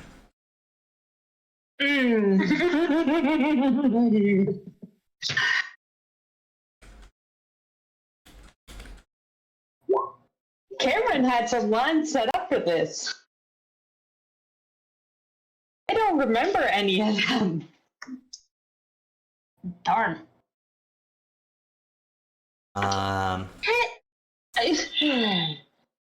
Because you I know see. for a fact I know for a fact Drake would be more suave than whatever I'm about to pull. Hold on. You see Dan on one of those phones that act as well as a TV. You know, like a video call thing. He's on one of those, like you see in the anime. On the other side, you see a man with a Haxorus kind of just standing beside him. He's clad in armor and has a sword to his side and a shield kind of attached to his arm. He's holding the non-shield arm too close to his head, like face, as he's holding the other phone.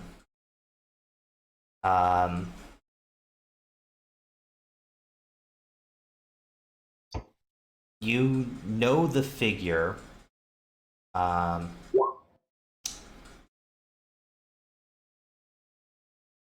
As Dan does state that that his team, so yeah, we did succeed on getting our first gym badge during our first attempt, and we are on the way to the Black Skies Mountains for hopefully the other 2 badges.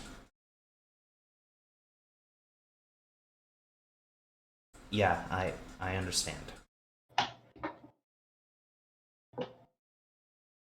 I know, I am not supposed to catch any of them. Yes, sir. Understood, sir.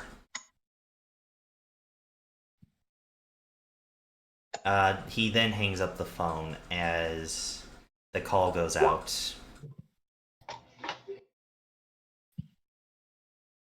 As Dan kind of grips his fist a bit. Family sucks, doesn't it? Oh, what the? I nearly hit you in the face there, Drake. Wouldn't be the first time. So, look, my team leader brought something up last night, about you. And I just want to let you know, if you don't give a shit about my past and family, I don't give a shit about yours. I like you. Well, And I've learned, I learned when I like someone, even after one meeting, it is best to be forward in case they get scared off by certain issues with me later on. I mean, yeah, you're pretty cool as well. I have to say, like, Cam, how subtle are you being? I'm not subtle. I like a charm check, please. Drake is not a subtle person. Oh boy, charm. No, she's not being subtle because it's not charm. She's not trying to charm him. She's trying to let him know, hey. No, like your charm is going to determine like how low the DC is for him to roll intuition. Okay, where is charm? I know his intuition's supposed to be higher than that. 11.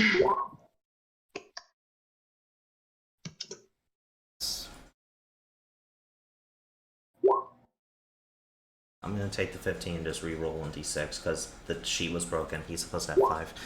Okay, 18. Okay, he passes. Oh, you mean, I have to say I'm quite surprised, to be honest, but No, look, it's because I have found waiting to talk to someone about this kind of thing in the past only breeds distress, especially when they learn more about me.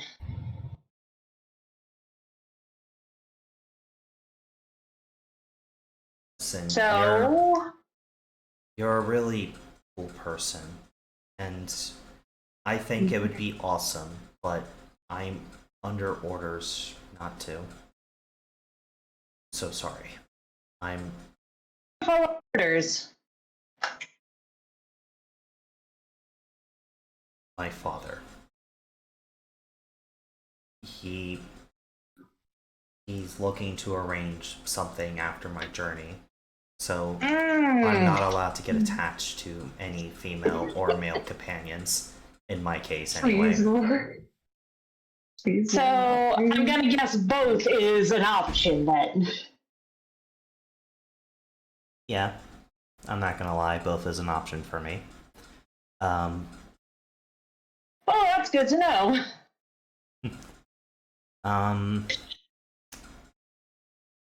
But he kind of grimaces a bit. I just gotten some new orders today. So, Well, oh, sorry. go ahead. No, No. I'm not gonna drag your day down by telling you something really shitty. So yeah, I'm sorry. I am gonna have to see a therapist about the fact I'm transgender for the first time ever. I am already having a shitty day.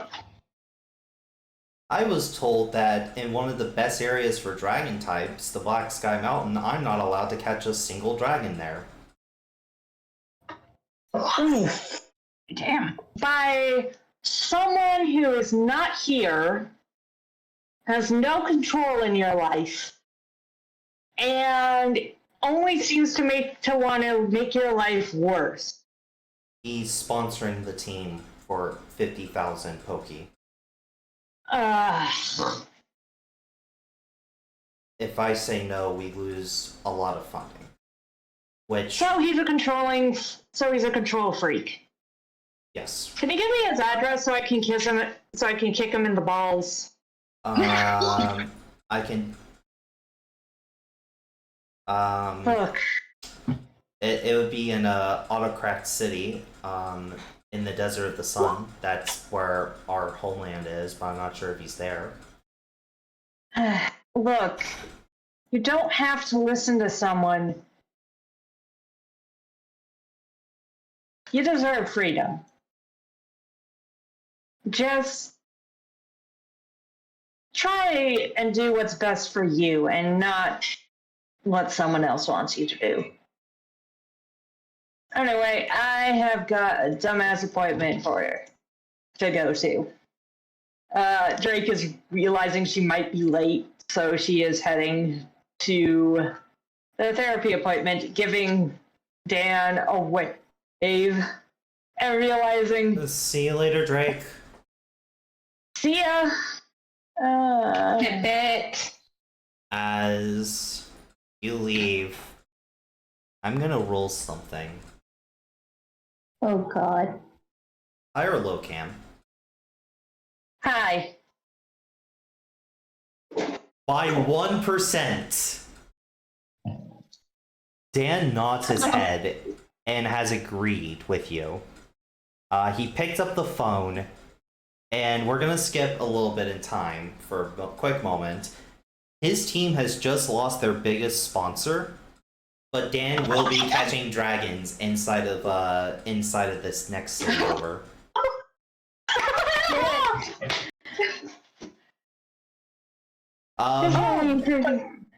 Yeah. His team leader ain't gonna be too happy, but he's pretty convinced he can make up the loss of revenue in like a month. Yeah. His team leader isn't going to be too happy, but he's going to be happy, and that's what's important. Anyway, you make it to your He's gonna therapy have session. all the flags. I love the idea that Drake is somehow a positive influence in someone's life.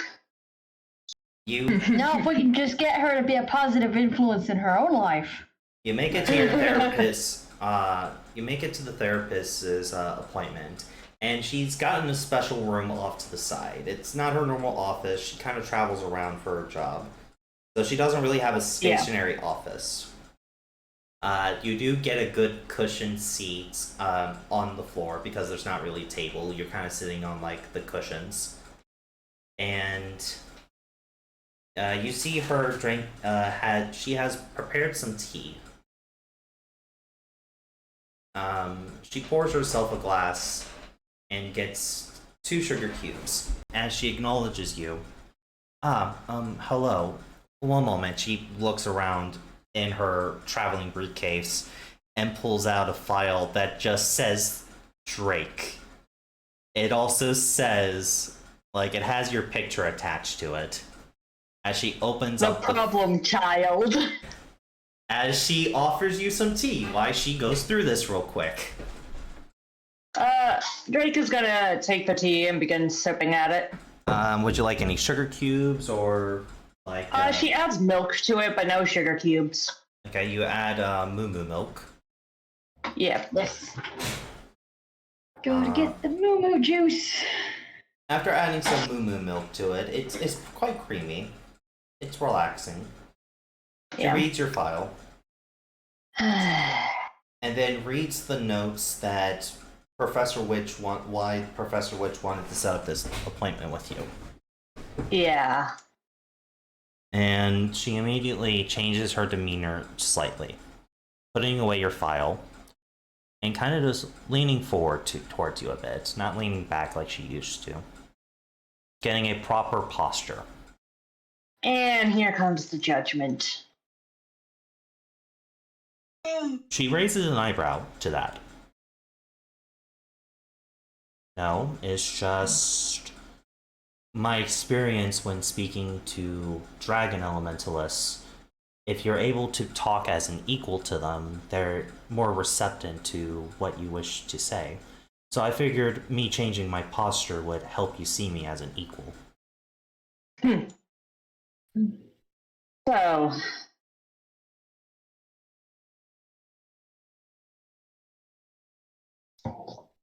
what? I assume all of my issues are in that file.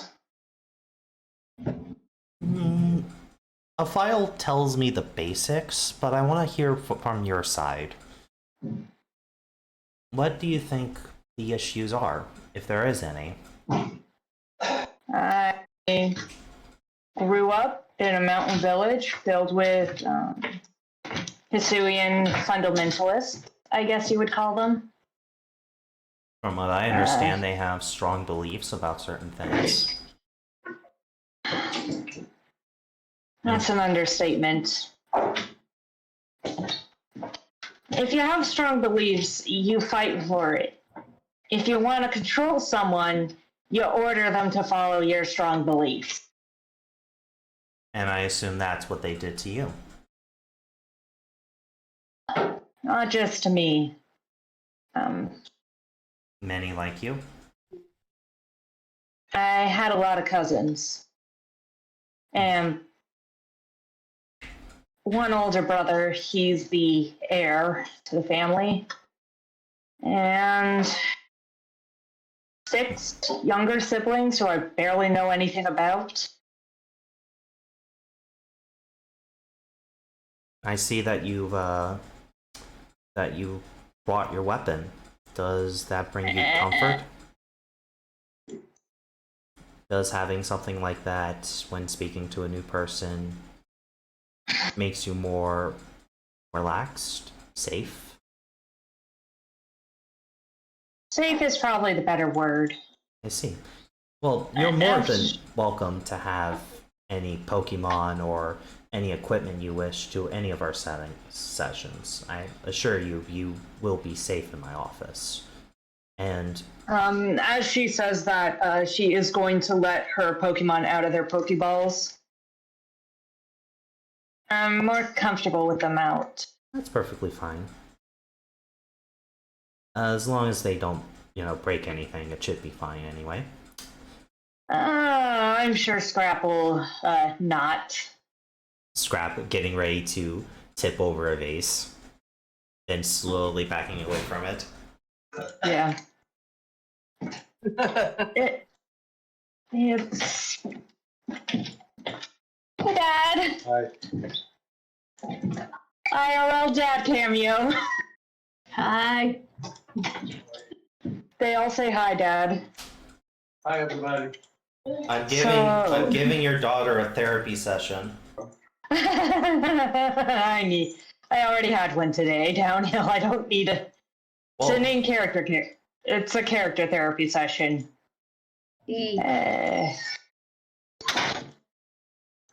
So, you would say growing up in your life was a bit choking? It felt like you couldn't breathe? It's not even that. Yeah, it was choking. It was... My father was the patriarch of the family, but my great-grandmother, still alive somehow, was just as controlling. Had to keep up an image. Yeah. We were supposed to be the guardians against the darkness, but I never really believed that. And I was about 9 when I realized I wasn't a boy. My mom was from what your file says, you're female. Yeah. Not biologically. And that was an issue, especially for my father. My mother wasn't born in the village. When children from our village come of age, they usually leave to find and Drake puts her hands up and does quotation marks, mate. It usually means tricking someone into marrying them and then forcing them back to the village. And my mom was one such person. How was your relationship with your mother? She was the best person in the whole village. She made things livable. I regret how many times she defended me, though. A mother's love will do a lot of things for them. Yeah. She used to secretly help me dress up in girls' clothes and learn how to do makeup and stuff like that. What happened? Dad, I don't know.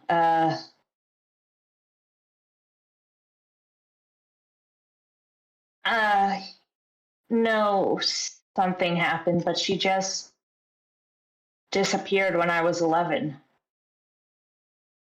I like to think that she managed to get out. That I'm gonna run into her eventually. See. But Would I you- know Would you like that's to not find her? likely. Maybe, but I don't want her to see me like Drake points kind of gestures at everything about her. Just the scars would scare her, I feel like. No. The thing that honestly worries me the most about all of this is if she. I know sometimes family members get disappeared, and I wondered if that happened to her. I don't mean like they get killed, I mean they're just left out in those mountains. She nods as there's much we have to unpack there. Oh, yeah, no. Well, let's start with this statement. The scars. Yeah. Can you come over here for a quick moment? Drake gets up and walks over. She stands up and pulls something out of her bag. Now, When I first left home, I covered them up with makeup. I'm more comfortable with them now, but still.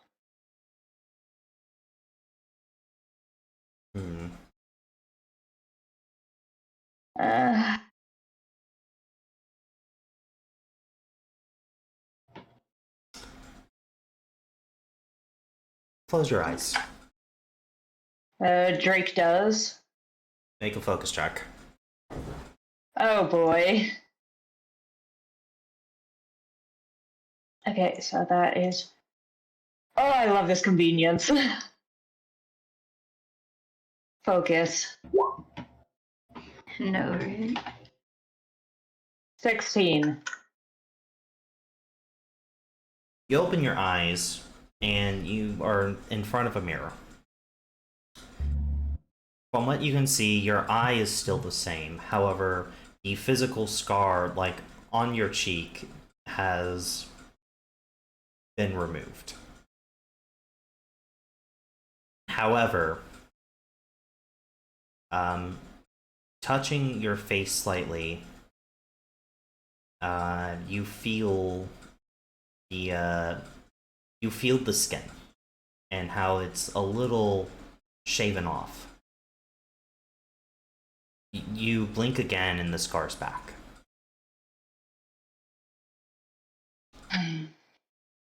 What was your reaction for the time you saw your scar not there? As she will make a note of it. It was kind of a grimace. Like you were upset it was gone? Yeah. So you don't wish to see them gone? No. Because it's... Because it scares people. Keeps them away from me. Which is good. Including that boy you were talking to while you were late for my session? Things are a bit different. They don't mind scars. Neither do steel type users. They're better people than most.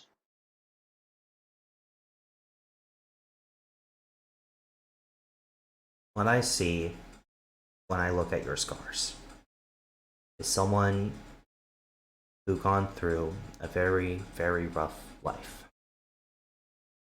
And those scars are proof that you survived it. I survived it, and I can still wield the cause of it. I'd say I'm pretty good. Levitine's like, you asked for my power, I gave it to you. In your head. Yeah. Look. A lot. When I say I don't want my mom to say who I am now, I left home when I was 13 and just did what I had to survive. And I ain't proud of it. That's the part I'm worried about her seeing. Not the physical scars. The ones that showed up because I was an idiot.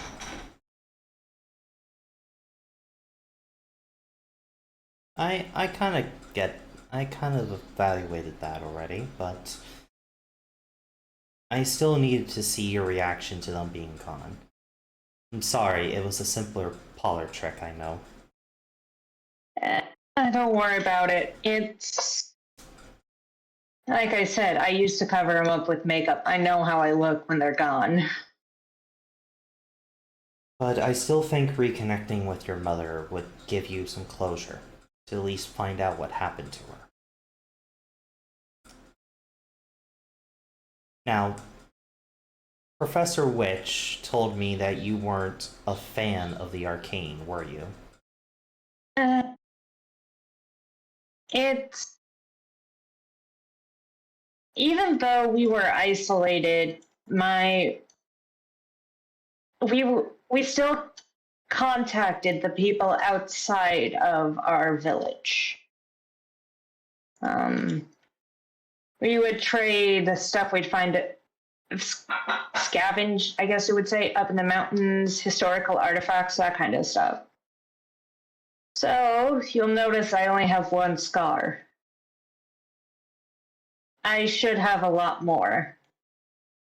They would use magic to hide it. Women to hide or to repair. Hide and repair. Make sure they never showed up again.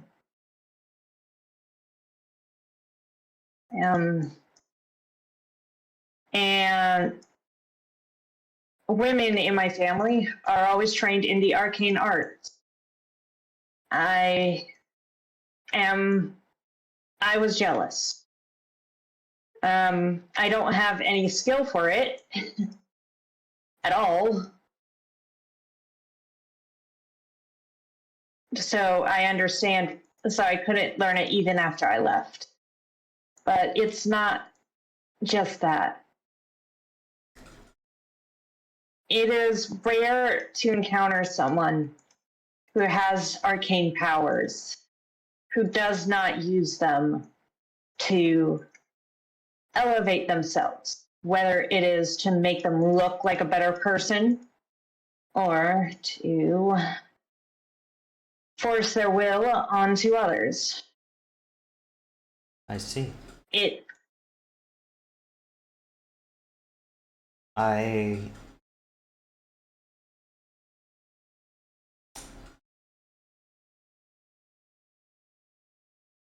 I have something I want you to try. A little exercise. Do you think you can entertain me for a moment?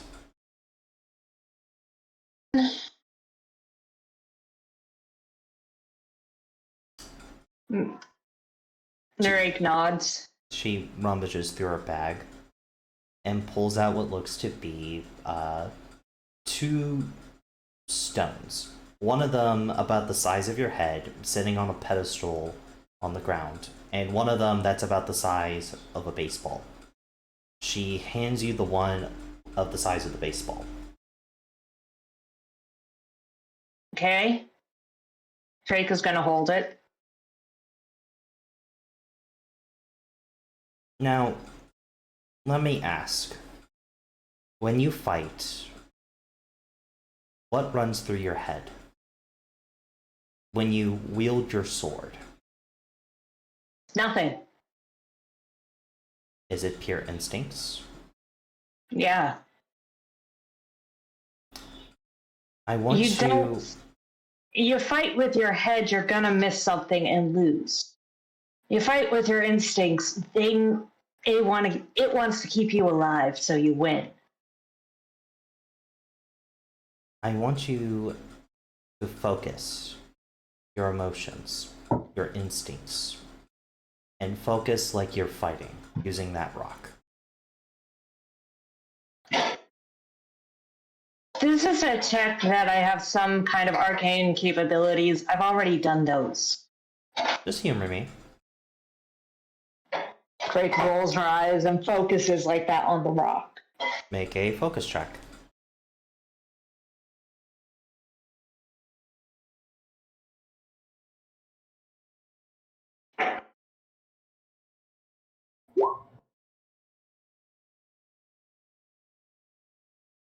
The orb glows a dark blue as you channel your dragon self into the orb, just like when you were to channel your dragon self into your swings.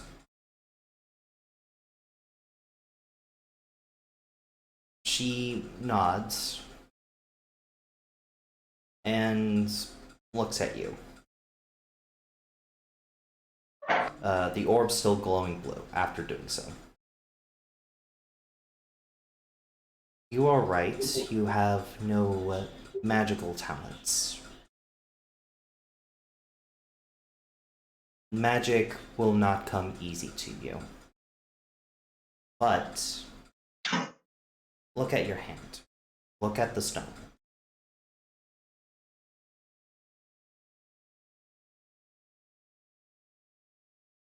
Drake, do you? Yeah. Swirling inside of it, you see a symbol start appearing. The symbol of what looks to be a metallic dragon. As you do, and you focus harder on it, the stone begins to crack.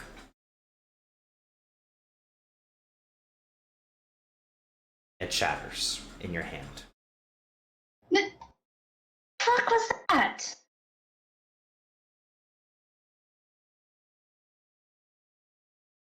Magic Drake does. is the application of mana in the system around you. Magicians, witches, and sages use it in different ways. However, elementalists also uses mana to mimic Pokemon moves. I'm sure you at least are aware that that's how you're able to use dragon type moves, such as Dragon Claw or Yeah. your sword. However, in my opinion, anyone who can find a proper teacher, someone who's willing to take time with the person, can learn to channel that connection and do something that is, best word to say is, you do your own magic.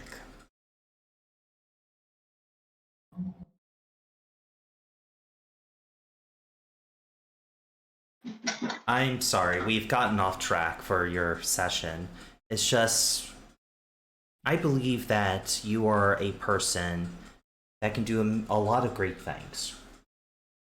But in your life, you have not received any guidance or love, except from one person in your life. And they have disappeared on you way too early.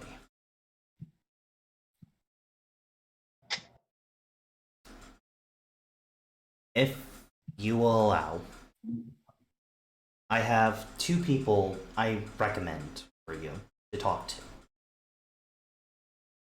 Right. There is an oracle that travels around. I can contact her and tell her to meet you someplace, and she can show you where your mother is if you want closure. She points to the big crystal ball. Unfortunately, that's how I have to contact her because she doesn't have a Pokédex. She's scared of the evil technologies ruining magic. Yeah, sounds like my family. Mostly because one time their brother put like this giant dancing Bidoof on their Pokédex and she couldn't get rid of it. So she swore that the gods cursed her to never use technology ever again. Alright. I wouldn't mind that. But other than that, the other thing would be to talk to Professor Witch. She may be able to help you in a lot more ways than you can give her credit for. If you want to learn how to channel magic, it may be difficult, but you can do it. It just won't be traditional magic. It would be your magic. You can even name it whatever you want. I'm thinking draconic magic. But, you know, that's a little on the nose. Like, inventing a whole new school of magic could be something you could look forward to. But I also recommend another thing.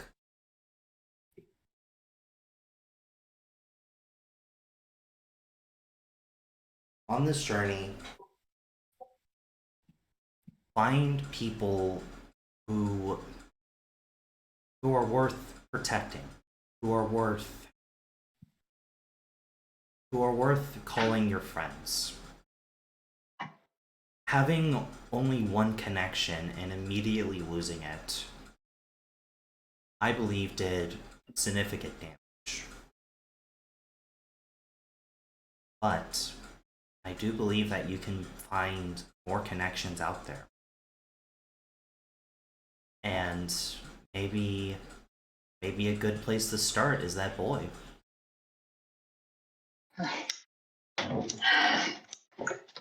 Drake is blushing.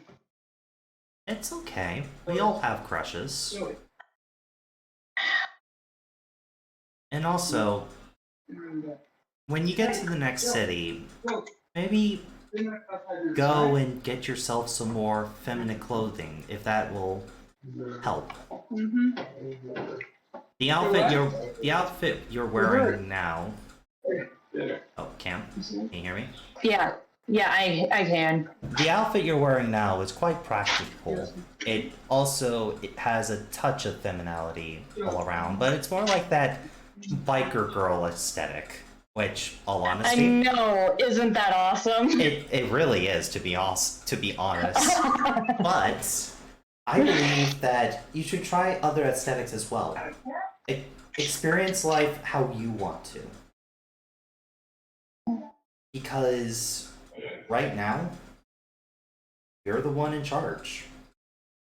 Just try to think about the people around you when you're making these types of decisions. You may be the one with all the power, but that also means you have to be strong enough to protect people that is around you.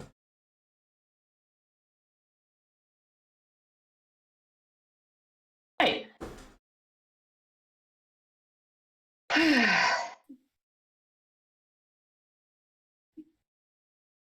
I'll try.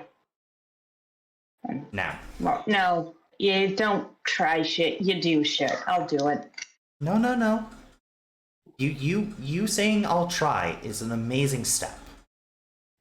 Don't ever put yourself down like that.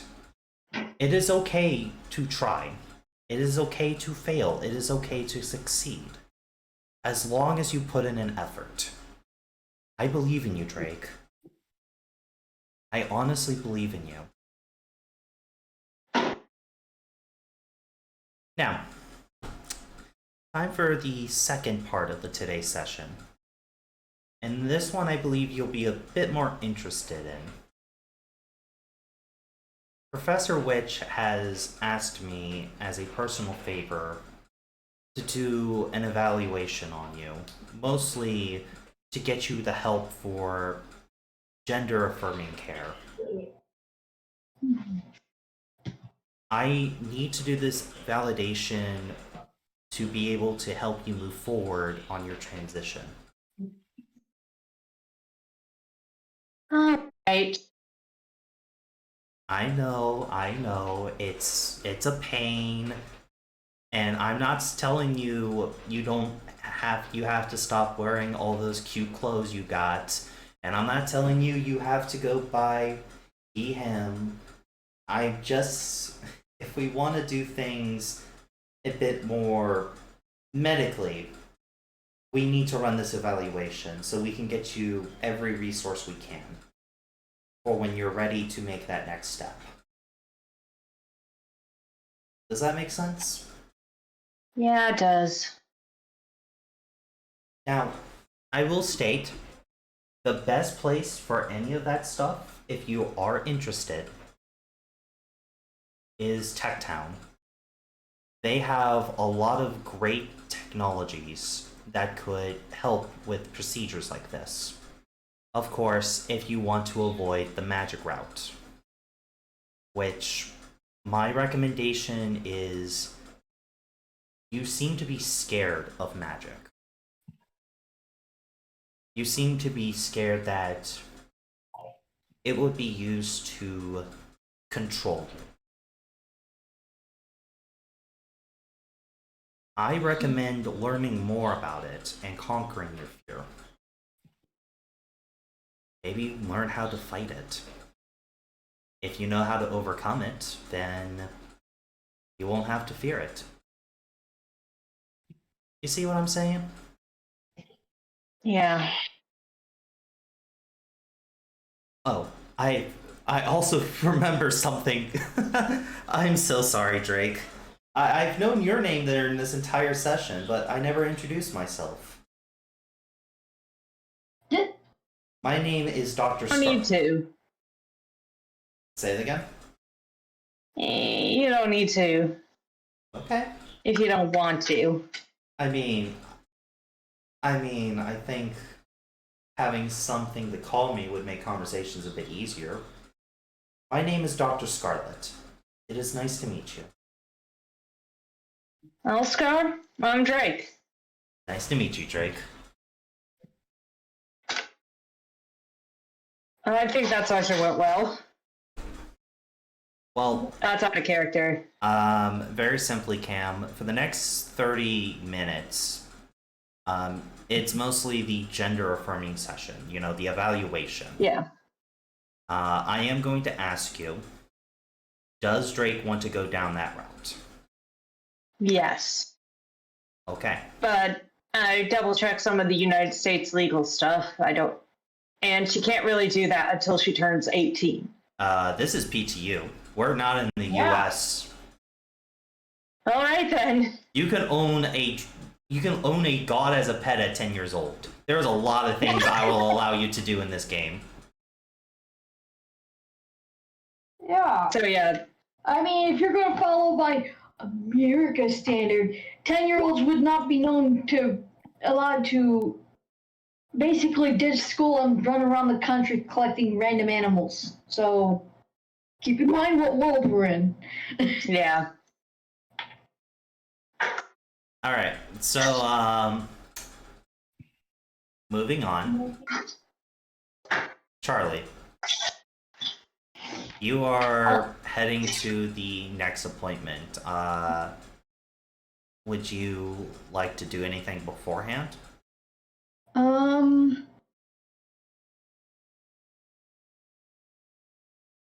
She's mostly probably going to drag Manny at least to the door. just be like, because after last night, she's just like,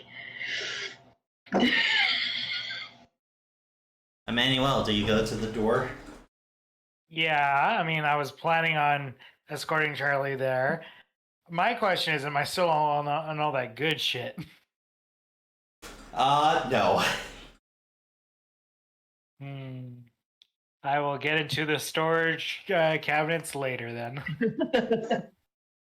You gotta love that joy juice. The next session is Emmanuel talking about his fucking drug addiction. yeah. I don't have a It's problem. like between I can quit painkillers anytime and the I weed. want. Good, then just quit. I don't want to.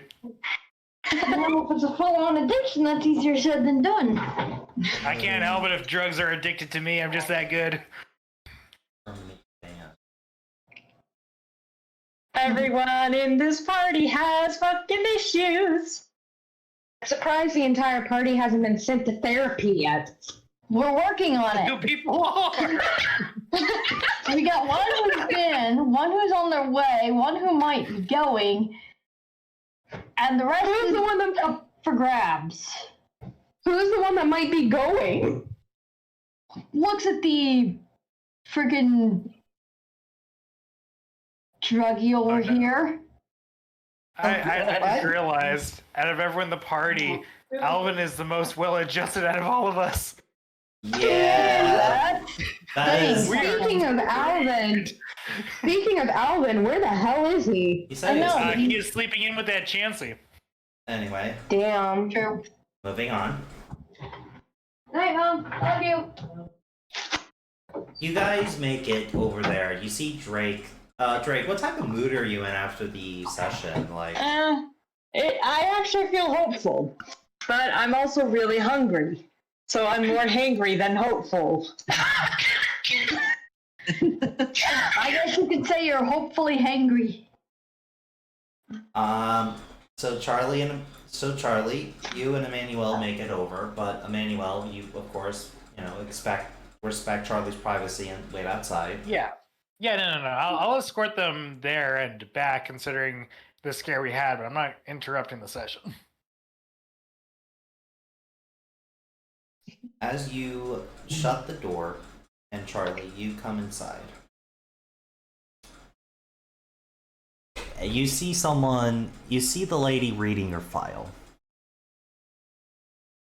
She smiles. Hello, Charlie. Hi. There is quite a lot to talk about here from the evaluations you've been having. Mm. Charlie. Hmm. Yeah. I guess. Charlie. You can relax. Charlie, you feel your entire body start to... like you're scrunched up and you're kind of in a ball. Immediately your body begins to soften. You straighten up a bit. Your eyes look forward. Sorry. Your heart rate has physically stopped. Like, not physically, like, burn. I was like, gonna say, if stop it pounding. physically stops, we're in It trouble. stops pounding hard against your chest. So it's basically calmed down. It hasn't stopped. Like if our heart rate You're not stopped, we're point. kind of screwed. Apparently she's dead now.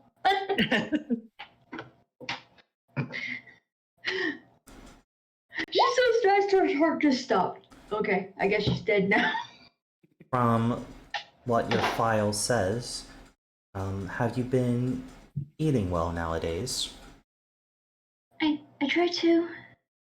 It's good. Master Minnie's been making sure that I get food. Master? Yeah. Does your master treat you well? Uh-huh. Tell me about your master, Charlie. He's the best one I've had so far. He takes good care of. He takes good care. make sure I get food, protects me when I need it, guidance. Sometimes if I ask a question, he'll actually answer instead of just. She stops talking. It's okay, Charlie. Would you like some tea? I've not had tea. I think you'll like it. Do you like things more bitter or more sweet? Sweet. She puts a bit of honey and some sugar cubes in a teacup and gently passes it over to you.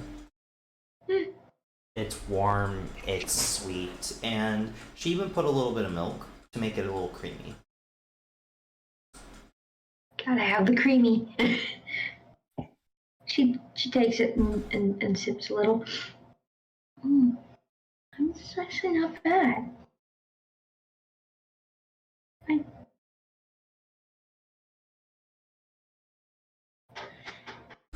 Charlie. Sorry. No, like as a DM. Oh. Charlie. What?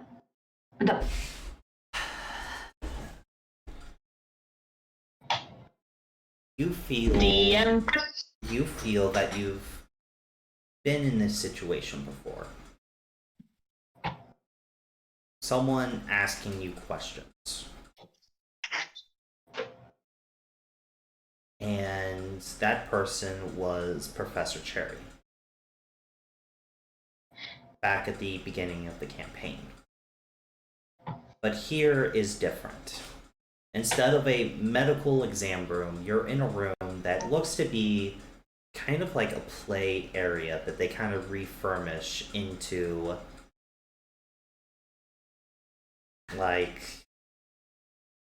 into a therapy room. But there's still plenty of the Pokemon toys and all that all around. This doesn't even look like a room where you play with Pokemon. This looks like a young child's room. She just kind of not imagine. I can't English words. Basically, between sipping on the tea, she just kind of absent-mindedly just kind of finds a random thing and just kind of fiddles with it, just like, yay for random fidgeting. Charlie, have you ever played with toys before? Mm-mm. Would you like to see how? Sure, I guess so. She gets up and Is goes that okay? over. Of course. We just have to make sure we clean up after we're done. Okay. She kind of asks you to come over to the toy chest. As she opens it up, you see a lot of different toys. I want you, as a player, to tell me what toy catches Charlie's attention the quickest, and what toy Charlie would pick. It could be anything. There's.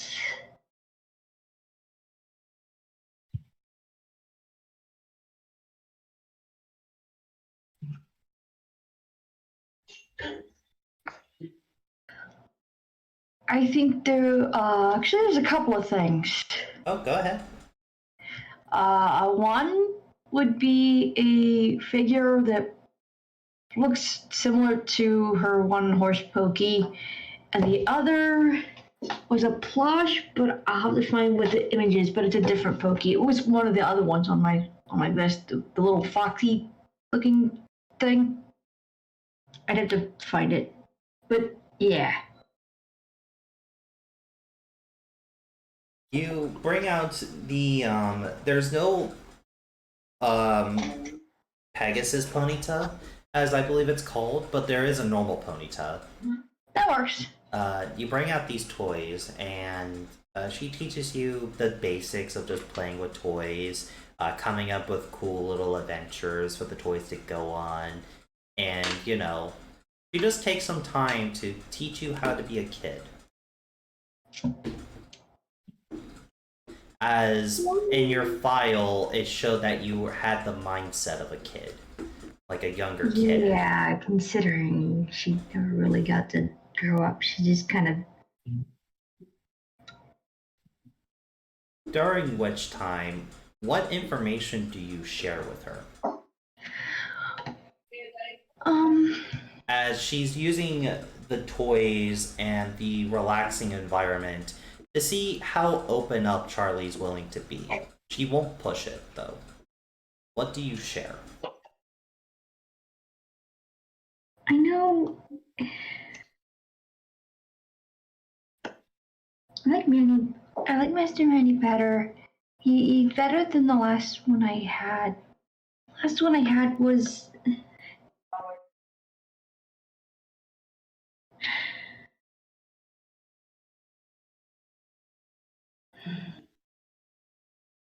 It's okay, Charlie. They were bad. Did they hurt you, Charlie? She looks away from her, kind of indicating that yeah, but she doesn't want to directly say it because of what happened the last time she tried to say anything. Charlie, I promise you're safe here.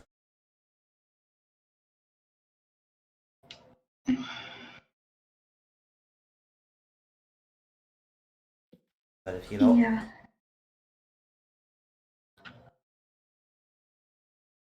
She pats Charlie on the head a little. As... You know, you're really strong for saying that.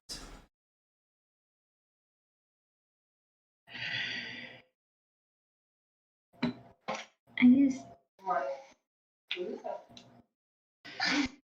Yeah, that's fine. There's.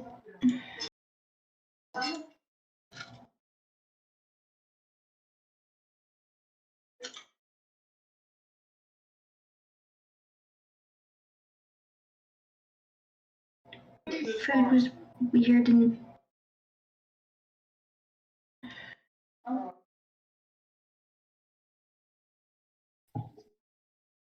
Just. The whole thing was just.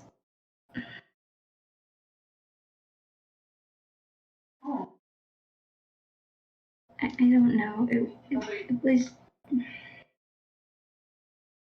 It's okay, Charlie. It's okay.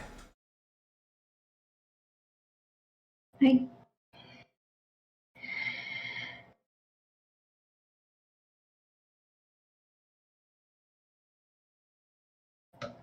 Charlie? Mm-hmm.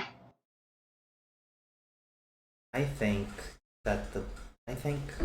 who you call master now, I think you should really stay by him. He seems to be someone who helps you focus, helps you get through the day to day. He brings you comfort. Is that true? Yeah, he was brought me here. He was outside before. Well, would you like him to come in and play with us? Mm-hmm. Okay, go get him. Also, bring him a toy you think he may like.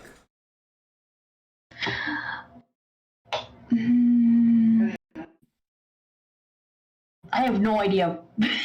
Like, what do you think Charlie would bring him?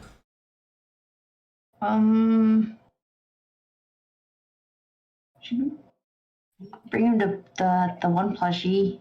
I guess that'd be something at least. You bring Emmanuel a plushie. Okay. Emmanuel. You're outside in the hallway. The hammer has not really talked to you ever since what happened. It's been kind of dormant. The door opens, and this is like 15 minutes after Charlie's session started. You know that's supposed to be an hour. And you see Charlie standing I also know that sometimes sessions are really quick, so it's like, oh okay, well, that was weirdly fast. You Come play.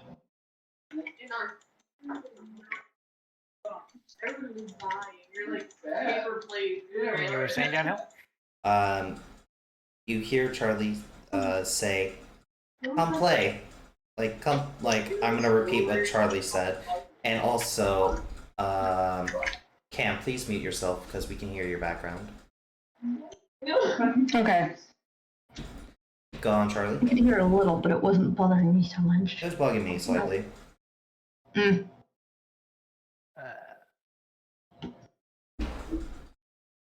I mean, Emmanuel will get up and see what Charlie is talking about, just in case, he misinterpreted what she was saying. You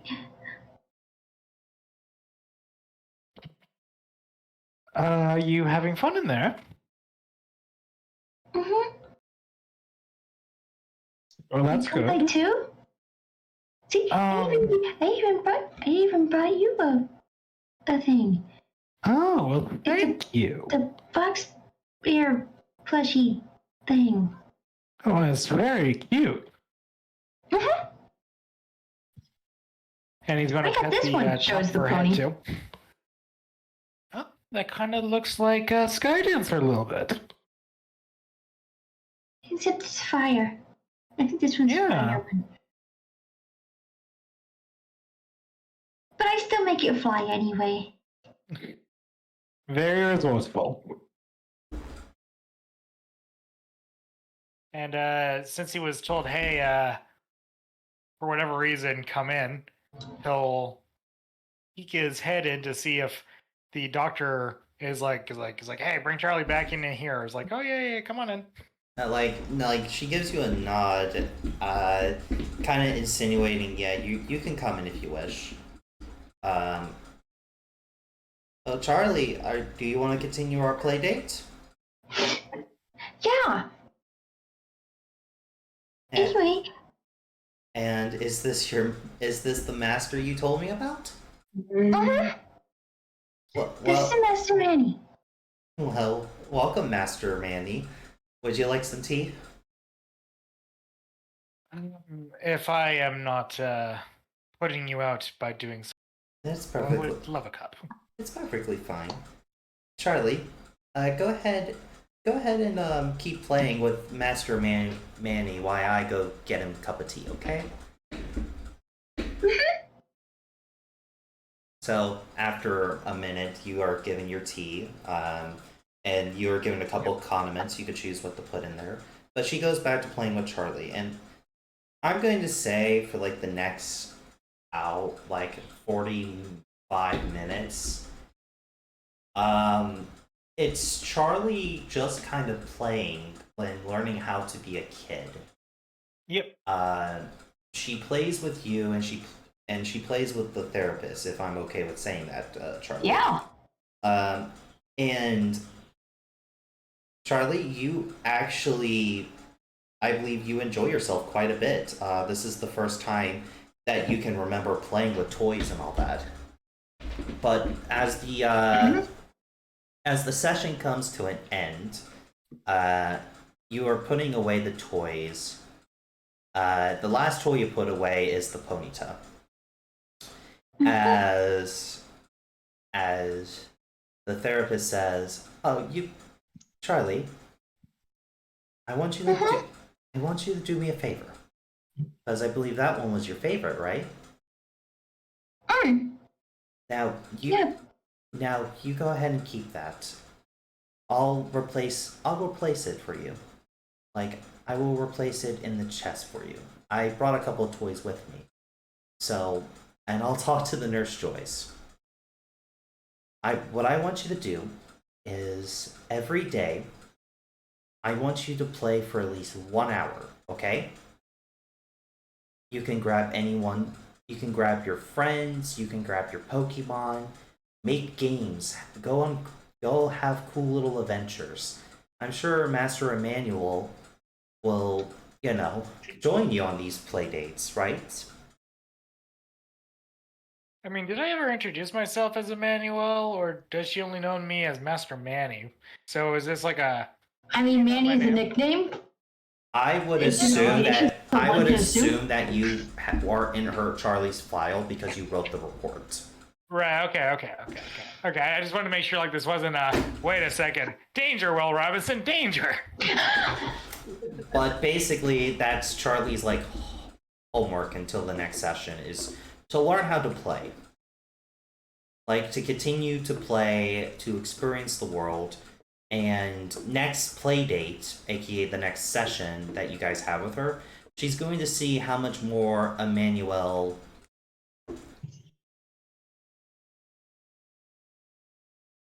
Yeah. Okay. Well, of course, she would actually ask you not to take notes, Emmanuel, for like patient, like at least for Charlie, based on Charlie. You can take confidentiality and shit. Yeah. I mean, if I showed her that it wasn't actually about Charlie, it was more about the techniques that she was implementing. That's fine, but you know, she doesn't want you to take any like. She wants you to keep what you guys do during these sessions a hush hush secret. You know. I mean that goes without saying. Again, he was just focusing on the techniques. Yeah, well, she is fine with you knowing those.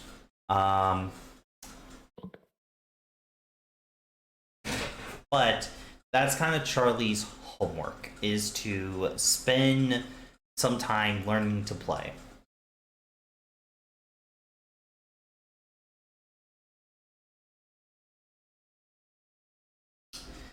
I mean, it took her a while to figure out how to bed.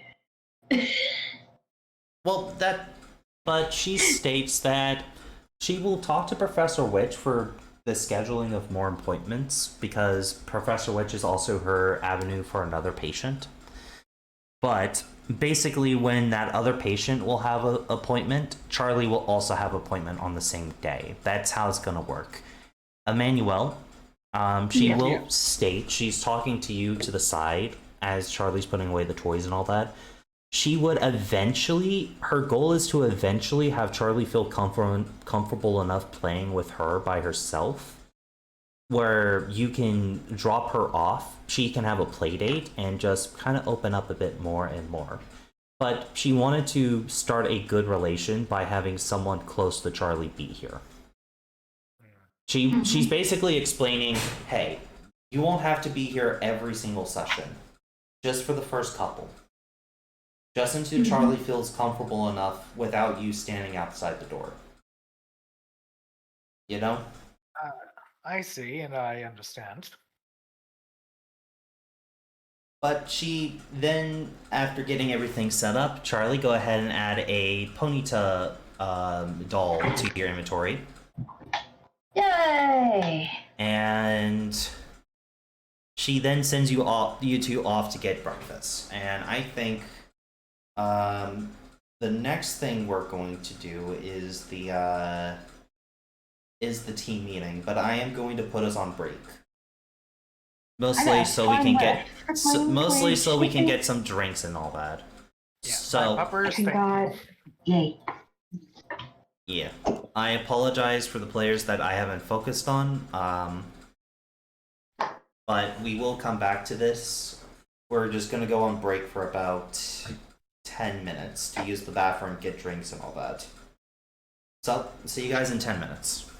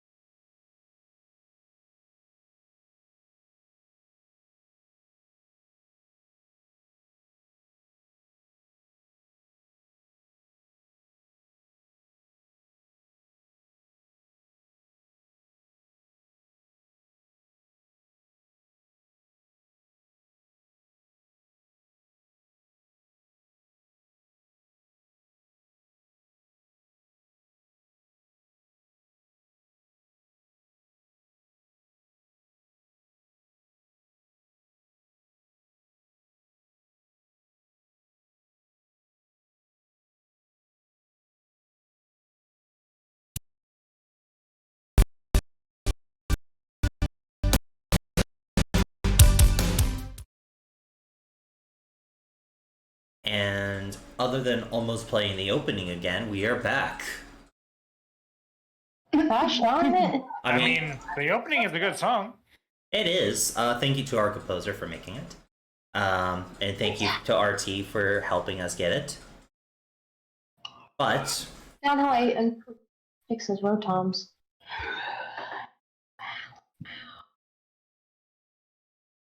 now, where we left off is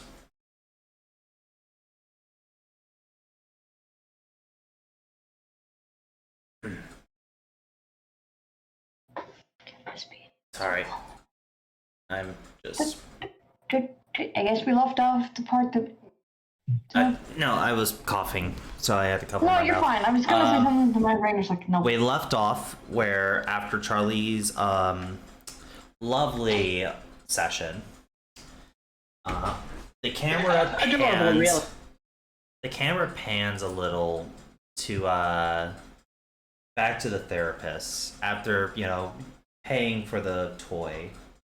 She kind of goes back to her own private room and looks at a file.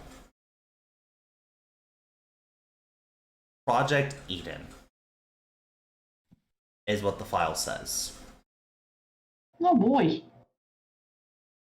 She looks at it and she just kind of tears up a little.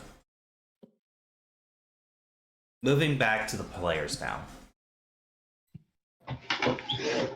So players. Professor Witch has gathered all of you to basically... Oh wait, there's one missing. Crystal? Crystal, where the fuck are you? Crystal? I'm in my room, please. I'm in my room, leave me alone. Crystal? Okay, so as you guys all come together, you see Professor Witch dragging Crystal out for the meeting. Got it. Ow. I told you there was a meeting. You are not hiding from this.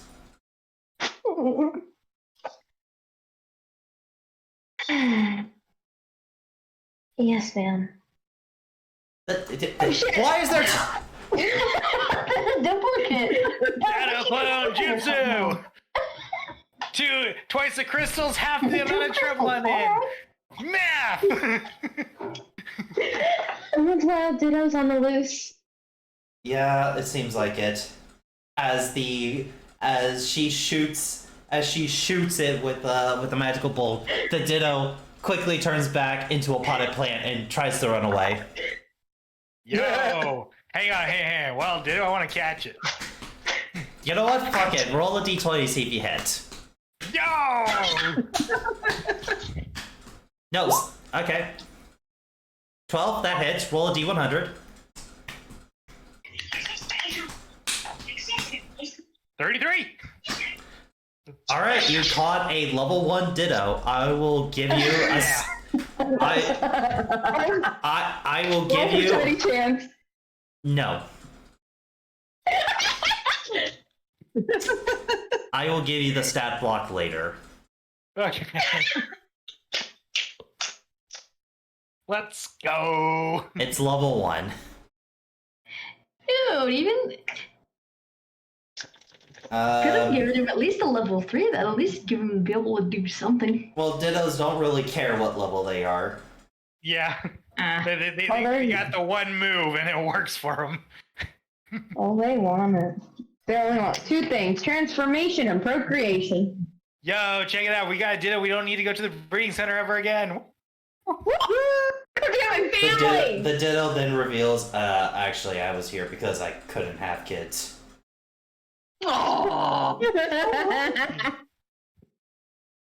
Anyway, I mean, would it prefer if I release it so that way it could actually get the care it needs? yes. Okay, fine. The DM will still give you the XP for doing it, though. Okay. Because he's still taking the Pokeball away. Yeah. Okay, moving on. Professor Witch is going to look at Emmanuel, Charlie, and Crystal.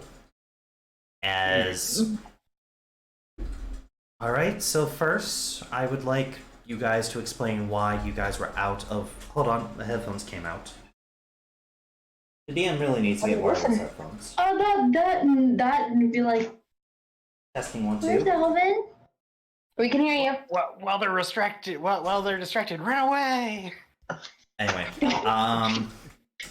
Alvin is... I don't know where he is. He hasn't been answering his Pokédex. Wait, you guys played hooky and you didn't tell me? We did play exactly a hockey. It was in a state of an emergency. Thank you very much. Drake, Levitine, is it out? Yes, it's always out. It floats onto the table. Unless you can physically try to stop it, but it's going to go out of its sheet and go onto the table. I'm not gonna physically try and stop it. Emmanuel, your hammer wakes up and goes, unless you try to stop it, will go onto the table.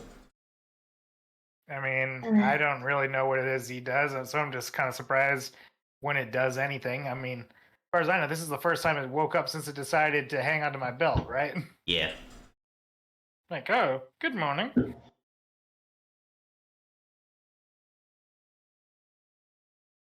Levitine kind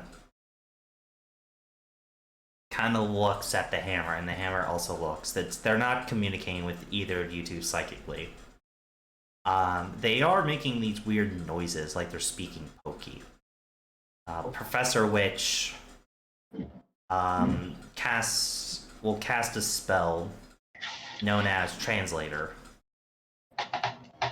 and now all humans within, I don't know, 20 feet of Professor Witch can speak Pokey and understand it. Okay then. AKA, this is a way for me to drop some lore. yay! Hello, brother. And I'm going to assume that Emmanuel is going to explain the situation of what happened with Charlie. And I mean, afterwards, if we're doing this now. Right now, he's off the hook of having to explain anything. He might even get out of being in trouble. All three of us are fucking off the hook. So, I think Pokia. brother, it was nice to see you.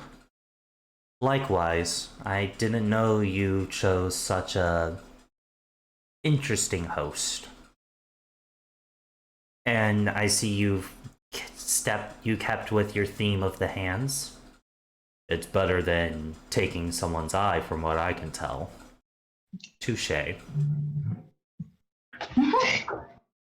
I look fabulous, thank you very much. Here we go.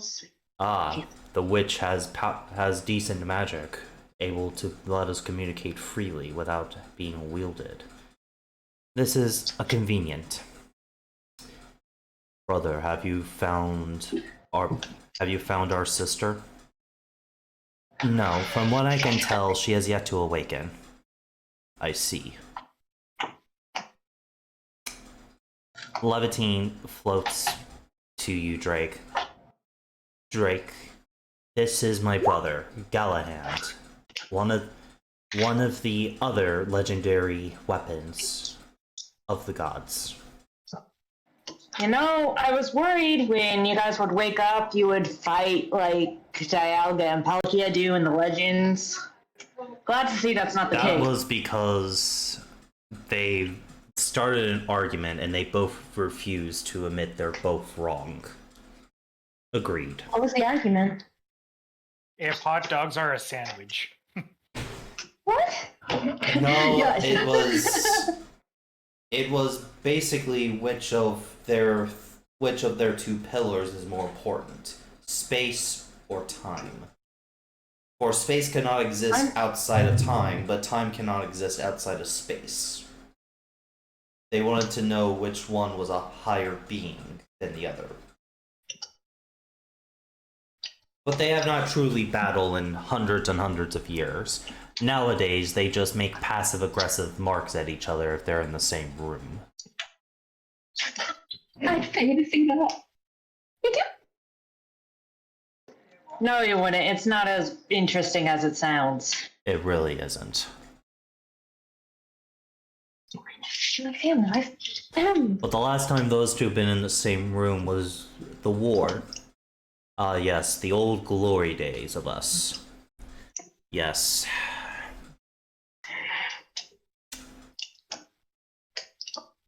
So, this is your wielder, Galahand?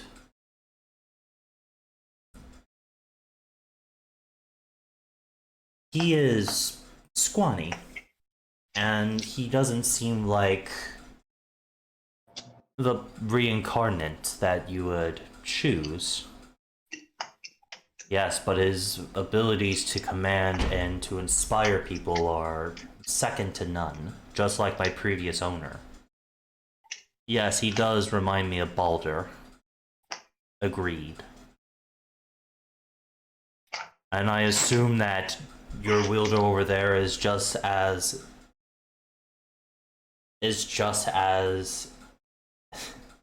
Oh my god. Emmanuel, really? Okay. Hey, I am not mature enough not to knock down the dominoes when you set them so perfectly for me. And I heard Baldur and I figured, well, isn't that the Norse god of light? Yes. there's other reasons for the names, but Okay. Cam, you're going to strangle me when I say this next name.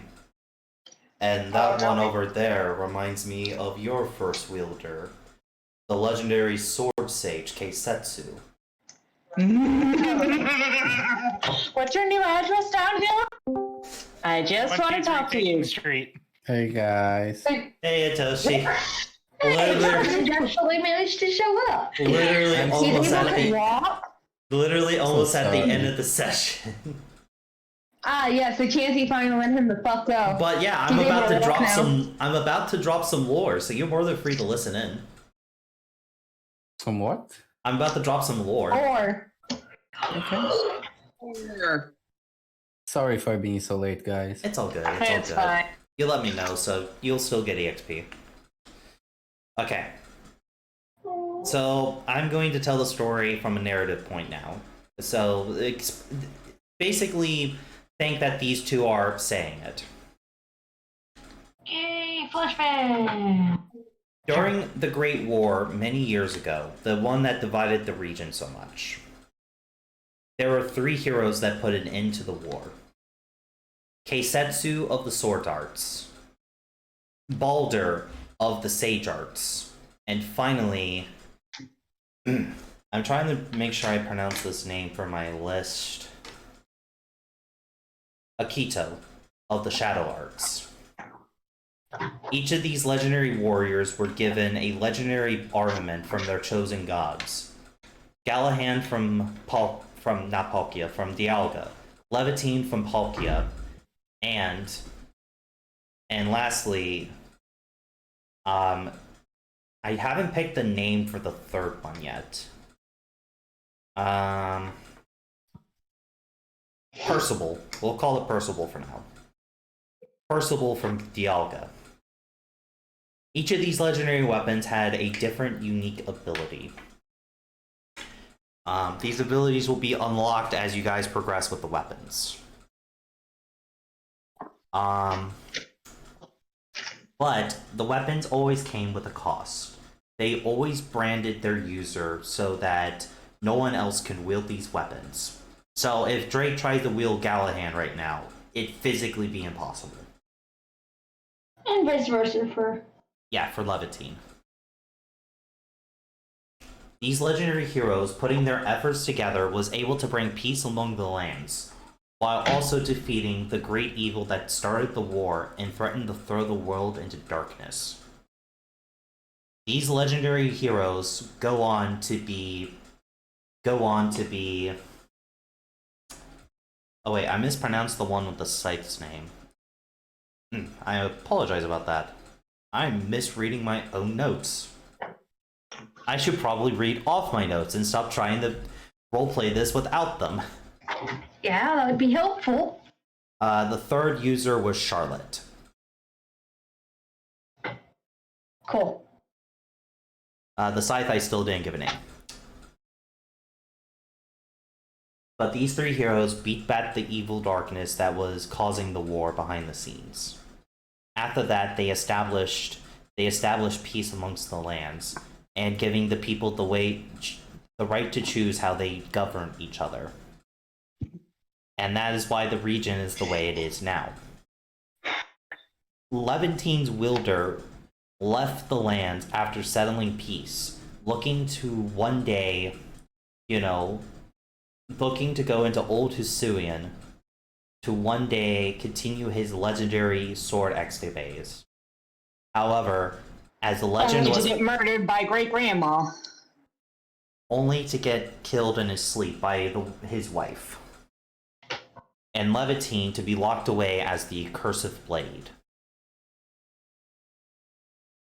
Gallahan, owner, died of natural causes, and every time Gallahan got a new owner, it always returned itself to the water where its master died. You know that big tree? Apparently his master planted that before dying. And the scythe, these two do not know where the scythe is right now. But if two of them have awakened, it's only a matter of time before the scythe awakens. And they are excited to see their sister, Percival. How do you spell that? It's like Percival sounds more like a guy's name, but okay. it's like the knight Percival. Gallahan is another legendary knight, and Levantine is also a sword that King Arthur used before getting Excalibur.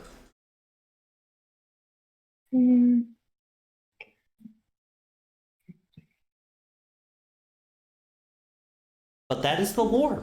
Very simply, So, are those weapons Pokemon or are they weapons? they are living weapons. They're the Honed series. Okay. But these are also known as the legendary ornaments. They are relics for each of the church. The hammer representing the relic of time, the sword representing the relic of space, and the scythe representing the relic of antimatter, or distortion. But are they religious or they just symbols? Say it again? Are they really attached to the religions or they're just symbolism? Levantine and Gallahan are really attached to their own respective religions, mostly because they were made from those gods. They can't answer for their sister, however, because they don't know. Come on, Charlie, let's go hunting for a scythe. I know, I love sight. But literally, Palkia, Dialga, and Giratina made these weapons, so they are really important to the churches.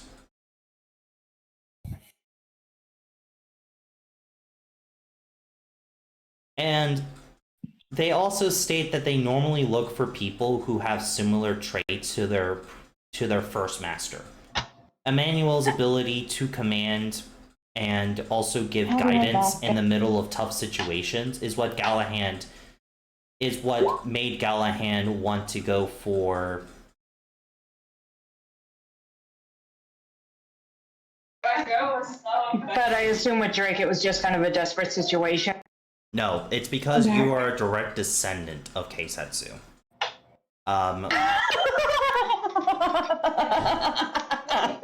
In the sense that, yes, it was part desperation, but you still had many traits of Keisetsu, of at least this world's version. In the sense that you sought power for certain reasons, you may not be aware for those reasons yet.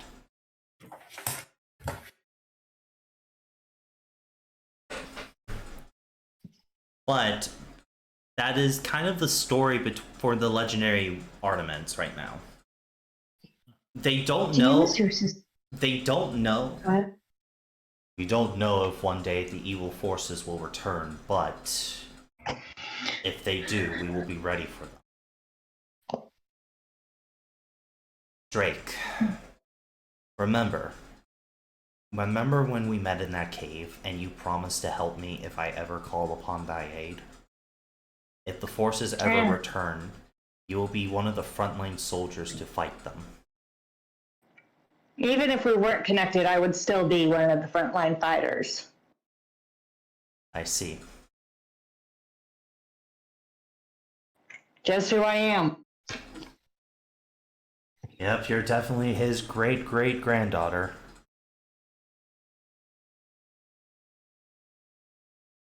You know, if you ever want a good revenge, I think great-grandmama is still alive.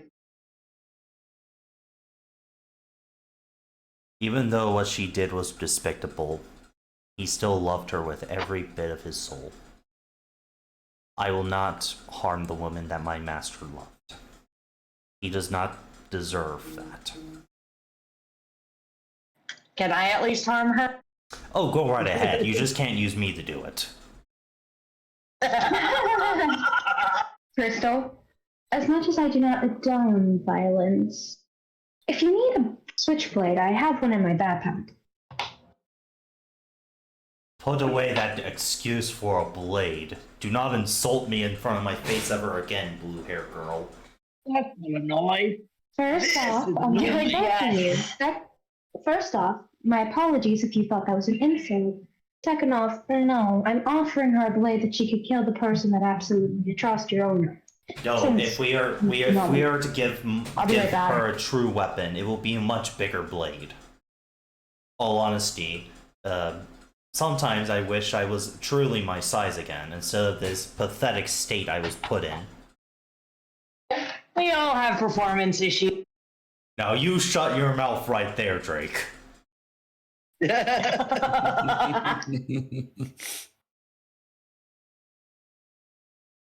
I'm back. Alvin's like, how big are you? As You're not here. Alvin finally makes it to the meeting. There's Alvin.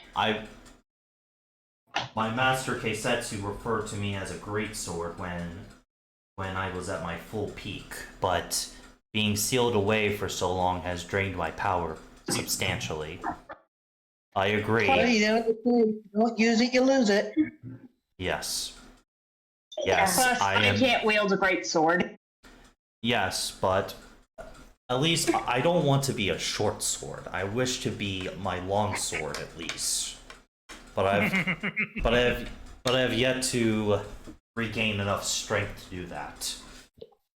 Hopefully, if we continue to battle, I will be able to maybe give you 2 blades to work with instead of 1.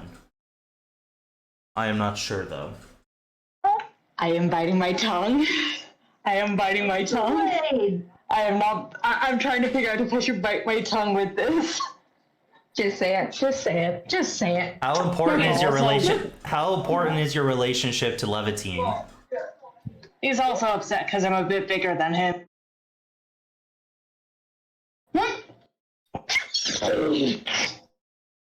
Crystal just looks at them. Levitine looks at the reflective surface of the table. Drake is just sipping a soda. Remember, Levitine. Chewing on some Pocky. If it wasn't for Drake, you'd still be in that cave. You can't cut them down. You can't cut them down. I know, but you can bitch slap them. I could. Thank you for telling me that. You can't kill them, but you can definitely bitch slap Drake them. doesn't dodge because she knows she deserves it. Oh no, he doesn't do it yet. He's gonna It'll wait be when until you you can't defend expect it. yourself and hit you hard. Is the witch not gonna yell at us? No, she's just listening. Don't remind him.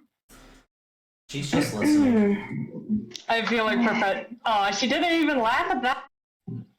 No, she's taking in all this information.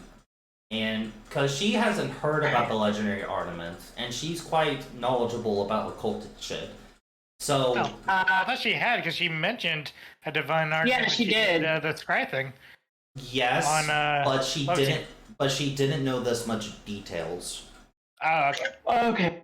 She Like- knew they existed, but that's about it. She didn't know like the full story, like about that they were around during the Great War, and apparently there was something they were fighting against.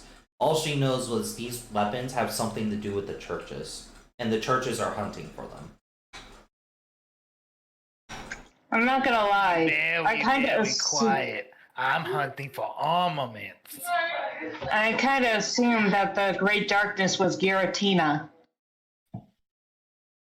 That is a common misconception there, Drake. Giratina was actually someone who helped fought against it. The Great Darkness wanted to consume everything and reshape the world in their image by consuming the greatest gift that Arceus gave this planet: light.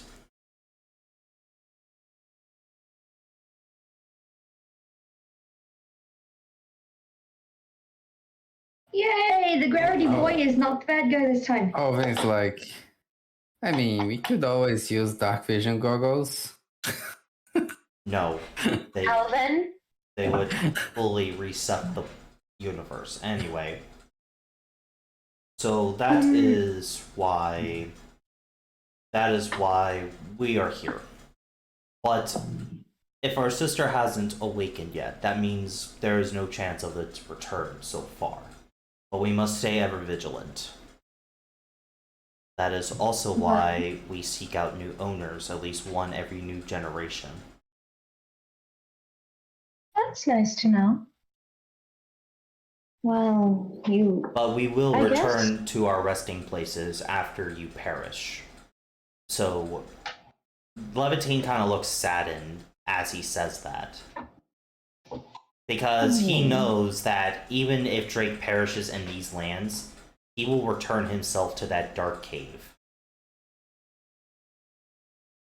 Callahan will also return itself to the water. Is there any way we can change where you go? Change where my master died. You know, if there is a time machine, Callahan immediately slams his hammerhead to the table a bit. You will not mess with time in my presence. You will not mess with time in my presence. You will not mess with time in my presence.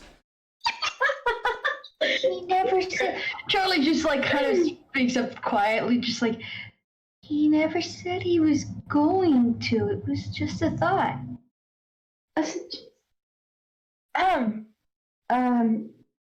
Well, you two are a part of our team. Well, we should introduce ourselves. Crystal's trying to lighten up the situation. We have already gathered all the knowledge we need when we linked with our users. And I've also met all of you when Drake met all of you. So there is no need for introductions. Crystal, They're no. ineffective.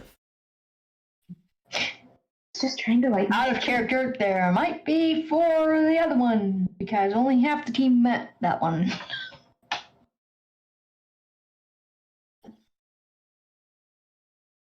Well, when he connected with Emmanuel, he got all of Emmanuel's memories, so he knows who all of you are. So, How annoying Drake can be. Yes, Alvin? Oh, Vince, like, so how do you recover your powers? How do you become big again? Mostly through experience, like how other Pokemon will gain their own powers. However, when our users perish, we let out a lot of energy back into the world, reverting us back to our normal states. Yes, all of Emmanuel's memories. It's the same with Levitine. It's why Levitine knows so much about Drake, without Drake having to tell them. I'll behave. Emmanuel, something you wanna bring to the table? Nope. Everything I need to bring to the table is on the table in the form of Galahad. Thank you very much.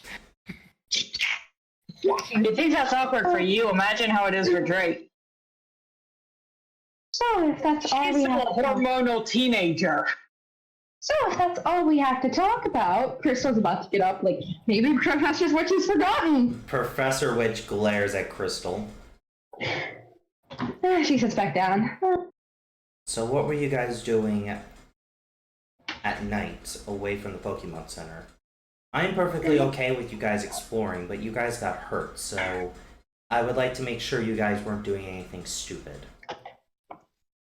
Charlie. That'd be my fault. I went to go feed a pokey, and then my old master showed up. Disgusting little. Professor Witch immediately goes over to Charlie, and it's okay, Charlie, come here. And gives Charlie a small hug. As she gives Emmanuel the look of, explain the whole thing.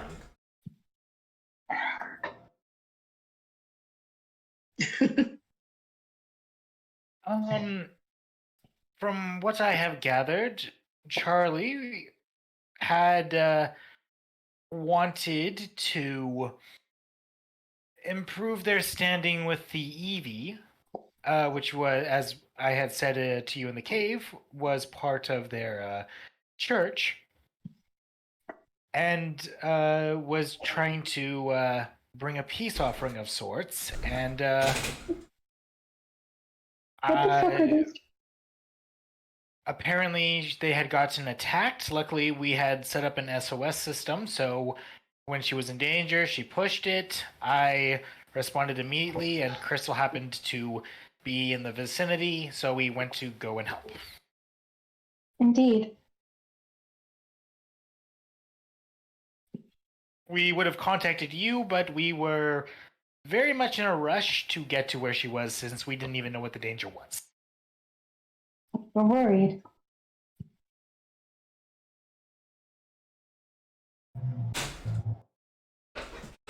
I see. Well, I'm not angry. Thank you for taking a quick action towards that. Next time, do send an SOS to the entire group, Emmanuel, to inform us. I understand that we may have been sleeping, but we still need to look out for each other. Right. Noted. Oh, it was like I was always safe. Let me know next time this hip. Let me know when this hey, hip sweet is cheeks. in range. Last night was I will- awesome. Hey, lover. But Professor Witch, after getting all this information, is going to ask if everyone still wants to head up to the mountains for the next 2 gyms, or do we want to take a different path because Charlie got attacked?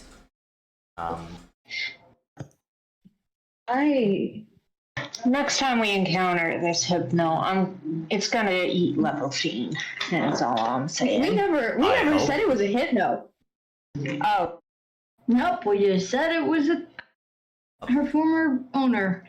Yeah. That's all she said. well, The spell has ended, by the way. the sentiment still stands.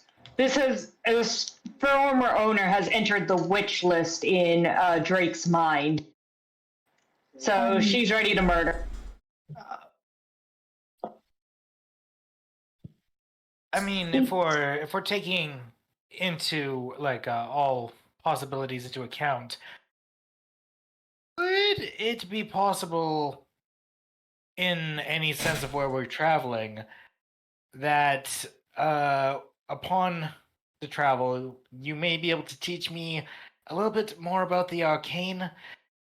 Unfortunately, wielding Galahad had quite a bit of a backlash. I can do my You could say that again. I can do my best. If Galahad is anything like my bow, then it wouldn't be too hard to teach you if it's an arcane-based weapon. But I would need to examine Galahad before I can do that. Maybe not You should have just let your injuries yesterday scar. They can't really drain energy as much through the scars. I mean, I'll ask Galahad if they're okay with that, since I'm not going to just say, yes, of course, you can examine them. It's like, no, this is their body, their choice. Galahad will be okay, but he would rather not slow down your travels, so maybe next time you rest. I will relay that, just being like, they don't mind if you examine them, but they do not wish... That is fine. I'm going to go ahead and make sure we have everything prepared for that. I went ahead and packed some food for all of us and some camping supplies. Just in case, like, I know we already brought some camping supplies with us, but some extra food never could hurt. And some medical supplies too.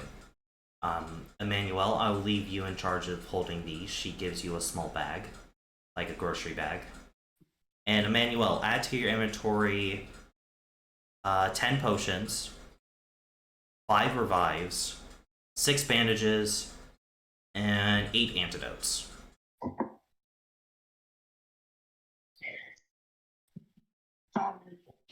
Hang on, I'm still pulling up the backpack.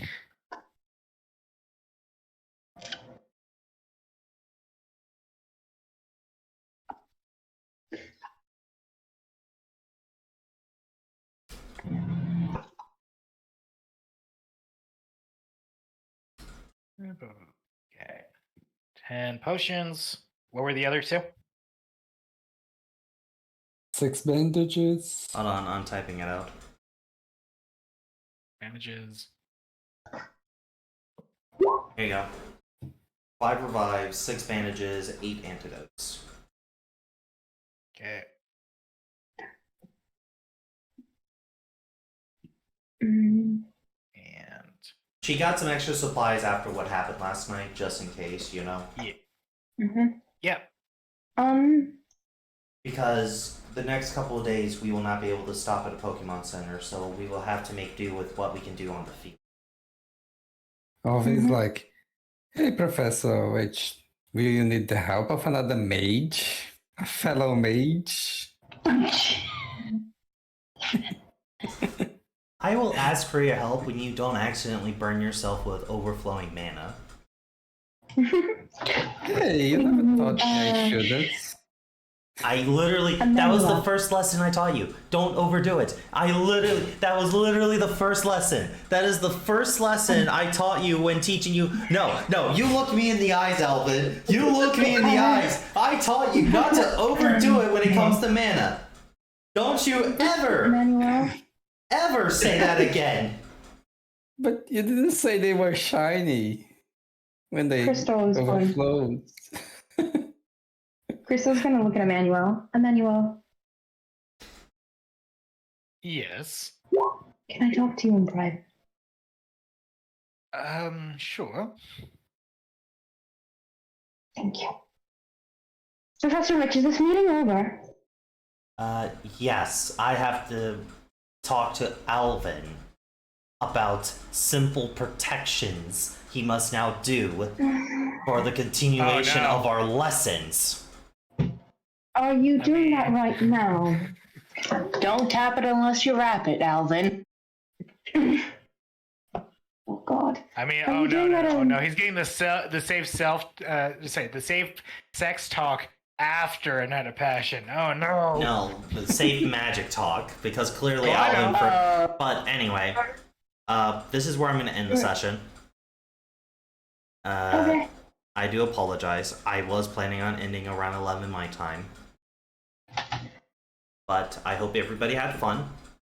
I mean, it is 11, so So I hope everybody had fun, and I hope we can all come back within 2 weeks.